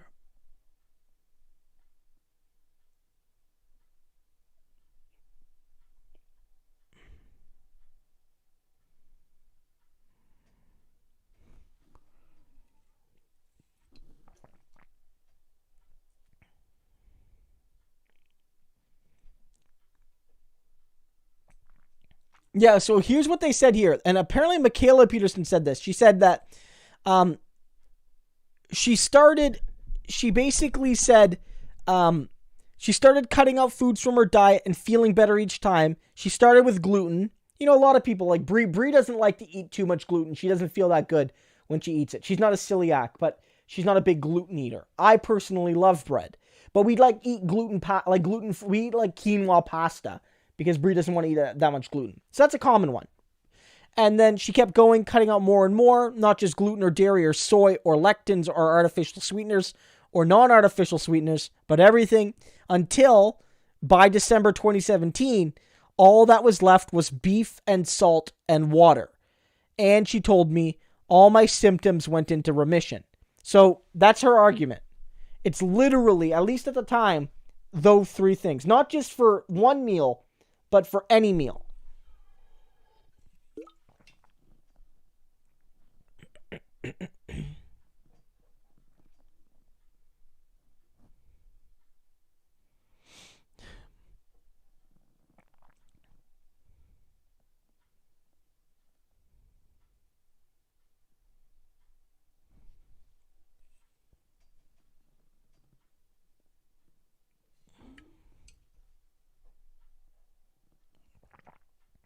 Yeah, like some people are noting that as people were noting in the chat, there are people that do all meat diets, but they eat a variety. Like they'll eat fish and chicken and pork and beef and wild game, which would give you at least, I know you still need fruits and vegetables, god damn it, but like if you eat fish and beef and chicken and pork, you'll get more of the nutrients you need, right?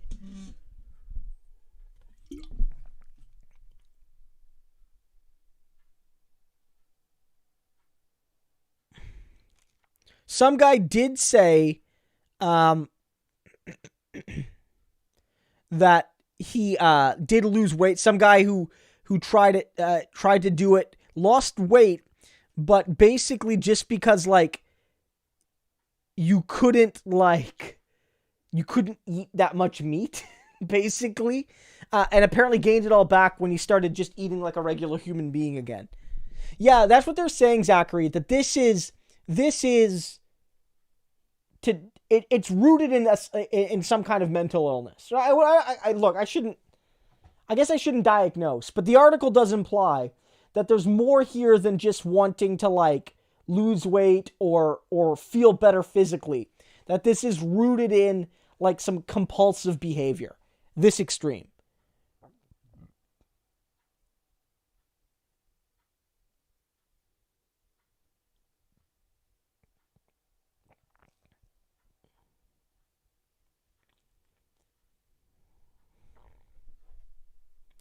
Yeah, apparently here she says, she tried pepper, and apparently pepper made her joints start to ache. So when they say literally just water, salt, and pepper, salt and beef, she means that if she puts pepper on her steak, she starts hurting.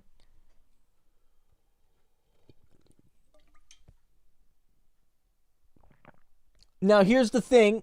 Now, besides that, she will also drink bourbon and vodka. So those things are allowed. So it's a long article. We don't need to read it all. I'll post a link in the description. But suffice it to say, like, it's not just unhealthy physically, but it's got to be unhealthy mentally. Both, like, what takes you to this position, but also, like, upholding this sort of diet. Like, one of the guys who did it basically said it wasn't just that I was tired, or that I was not fulfilled because I wasn't getting the nutrients or whatever. I was psychologically exhausted having to maintain such a strict regimented diet just for 2 weeks.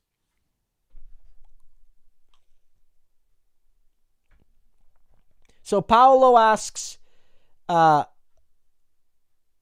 you know any no-brainer policies that can help the high housing prices in Vancouver and Toronto or any other city in Canada?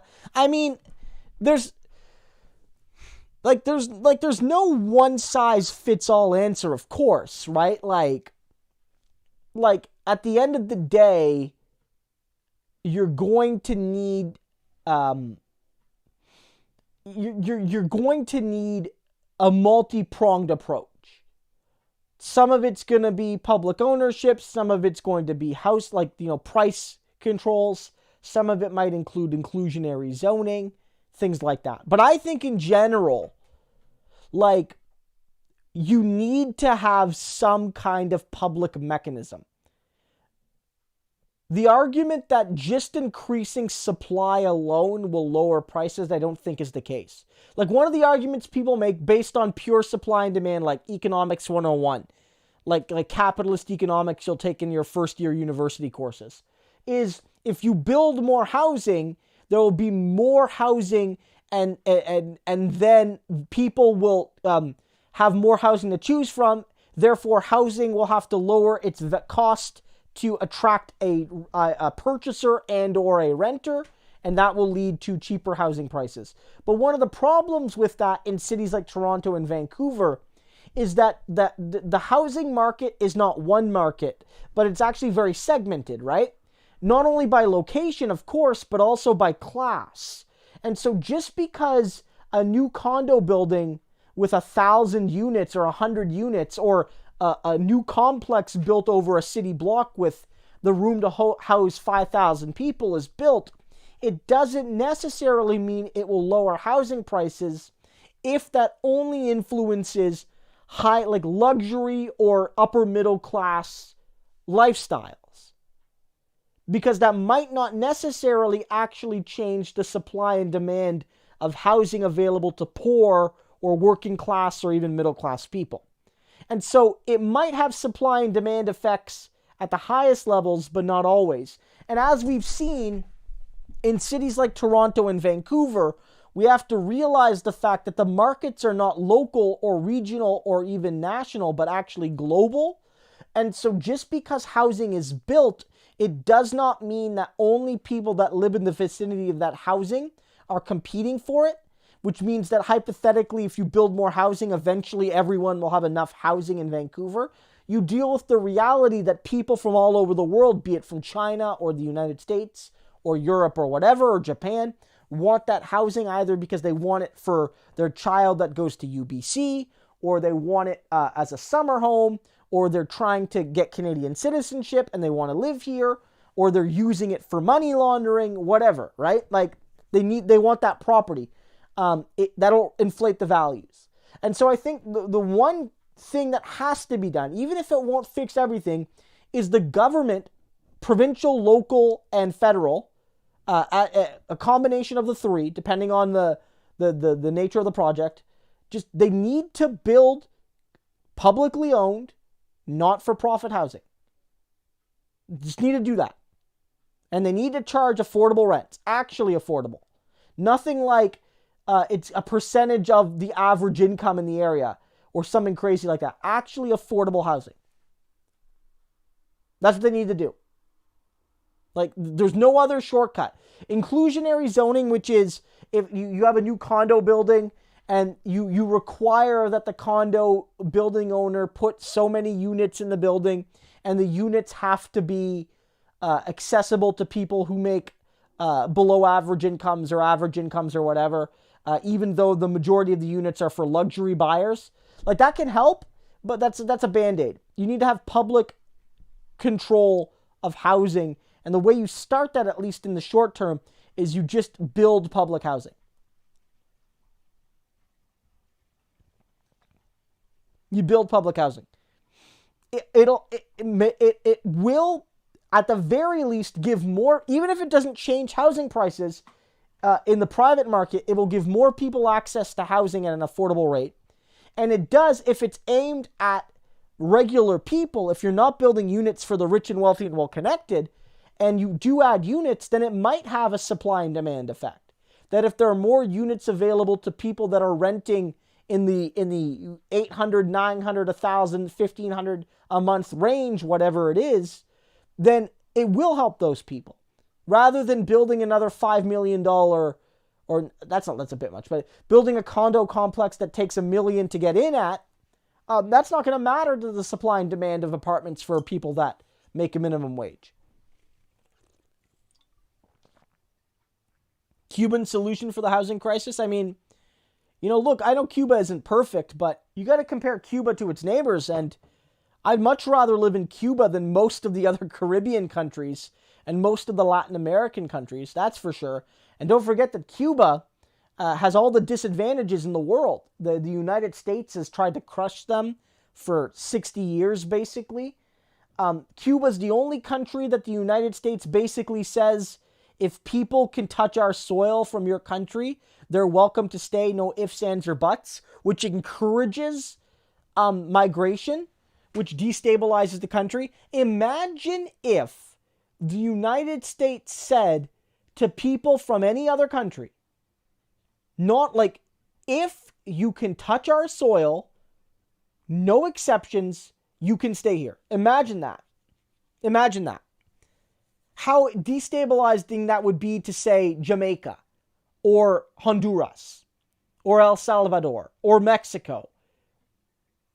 If a Mexican touches our soil, they can stay, and they're not a citizen yet, but they're basically a permanent resident, and they'll be on the path to citizenship, like the Cubans were. You know what I mean? So, yeah, Cuba's not perfect. It's got a lot of problems. Like, like the people there struggle sometimes. But it's like, I think they've done the best with the cards they were given, frankly.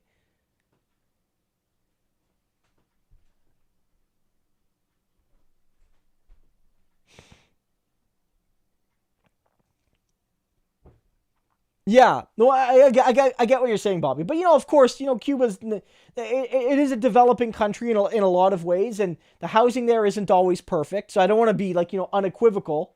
There are issues. But, here in Canada, I mean, if you look at the way our Indigenous people live in many reserves, I wouldn't like to be a Canadian bragging about how much better our housing is than in Cuba, given how many of our Indigenous people live. Mumilakakak, the MP from Nunavut, NDP MP, did a recent tour of her riding, which is basically all of Canada's the northwesternmost territory, Nunavut, and basically visited over 100 homes, and every single one of them had black mold. Every single one, without exception. Every single one. So that's in Canada. First world country. One of the supposedly one of the best countries in the world to live in. And our Indigenous people are breathing in mold. At least in large, in places like Nunavut.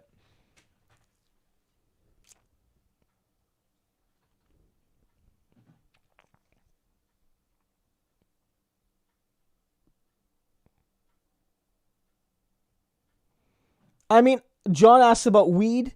I mean, Canada.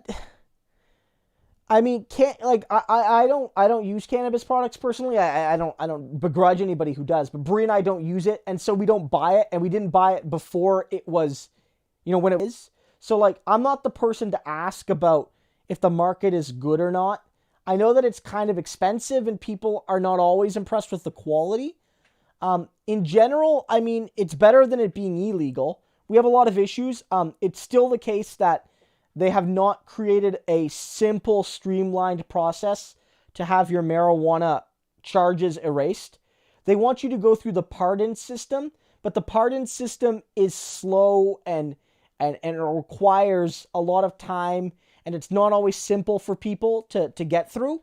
So what we want is expungement, which is that automatically the federal government will erase any charges people have for marijuana-related crimes.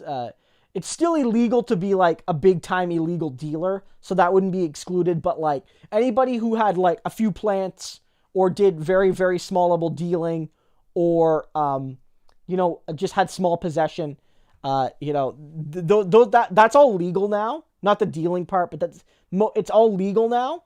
And so those charges should be erased automatically. Also, Justin Trudeau promised to legalize marijuana in his first term, and he did. He did. It took him right to the very end of it, basically, but he did. But he didn't decriminalize it right at the beginning. So we had this weird model where Trudeau and his government won a majority government and ran very clearly on legalizing marijuana. And it's something that a majority of Canadians supported, not just his voters, but other parties' voters, and most other parties' voters. But people were still getting arrested for marijuana because it hadn't been legalized yet. And so what a lot of people were saying was decriminalize it now and then find the framework to legalize it.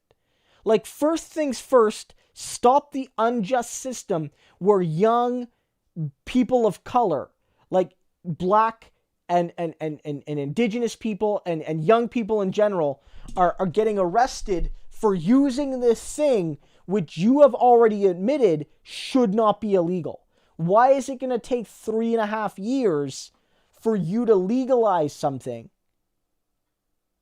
Like, or to recognize that this injustice is being perpetuated. And so for 3 years plus, people kept on getting arrested for something that should have been legal. And they kept on getting harassed by the police for that. So there was a lot of mistakes. But it's better than having it not be legal. Right?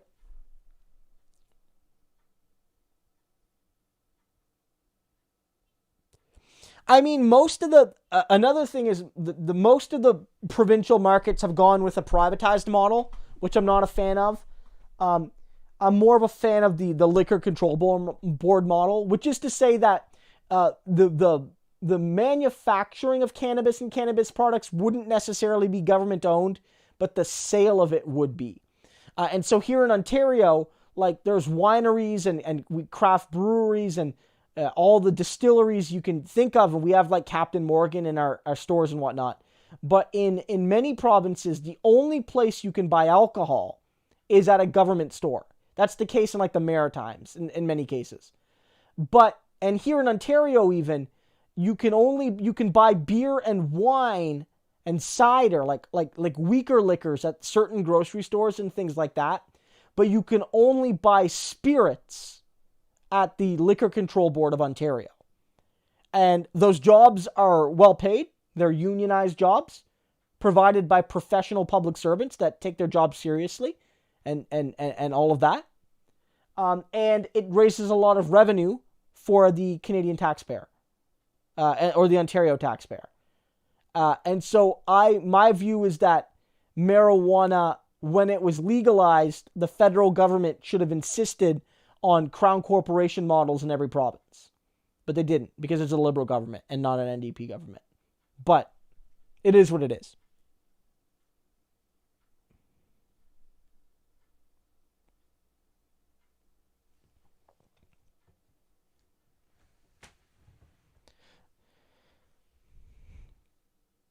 Okay, so guys, this was great. I usually wrap up between 10:15 and 10:30. This was great. I had a lot of fun tonight. I know we missed the last couple of weeks because I wasn't feeling well 2 weeks ago, And last week we did the debate stream, and I was just out of it for the next day. But this was fantastic. Normally I do this every Wednesday night for those who are new to the channel. If for some reason you're here and you haven't subscribed yet, please click the subscribe button. And if you are subscribed and you haven't yet, please click the bell and turn on all notifications, because that means that when I post a video, especially when the first few I post in a day, you'll get a notification. YouTube only sends out 3 notifications per 24 hours per channel. So if I post a lot of videos in a day, you might not get them for all, but you'll get most of my videos that way. And you'll know as soon as I post them. So if I'm covering breaking news, you'll see it basically as soon as it's happening.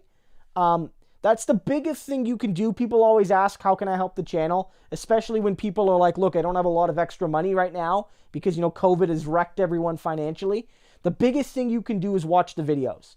If you can make some time every day to just take a look at the videos, play them through, it shows YouTube that the videos are good and that they should show them to more people. If you do want to support the channel, you can do so by joining at Patreon or becoming a YouTube member here on the channel. Or if you just want to make a one-time donation, you can do so via PayPal. And I believe all those links are in the description. Any or all of those things really helps the channel. But again, the biggest thing people can do is just continue to be great supporters of the channel, watch the content, leave comments, and those sorts of things. Before I go, I do want, for those who maybe haven't yet, most of you are probably members by now, but here is a link to the Discord. This is basically like the chat room for the channel. You can join there and be a part of the discussion in between our live streams. Also, do follow me on Twitter. Following me on Twitter is a good way to get some of my comments.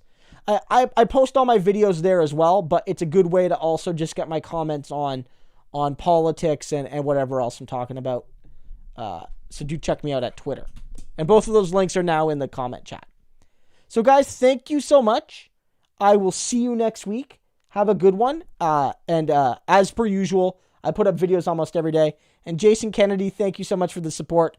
It was funny, because originally Jason Kennedy put the cat, and he thought it was just because it was cute. But then we all recognized that the cat was like the symbol of the IWW. And so now it's become a thing. So guys, thank you so much, and I will see you all next week.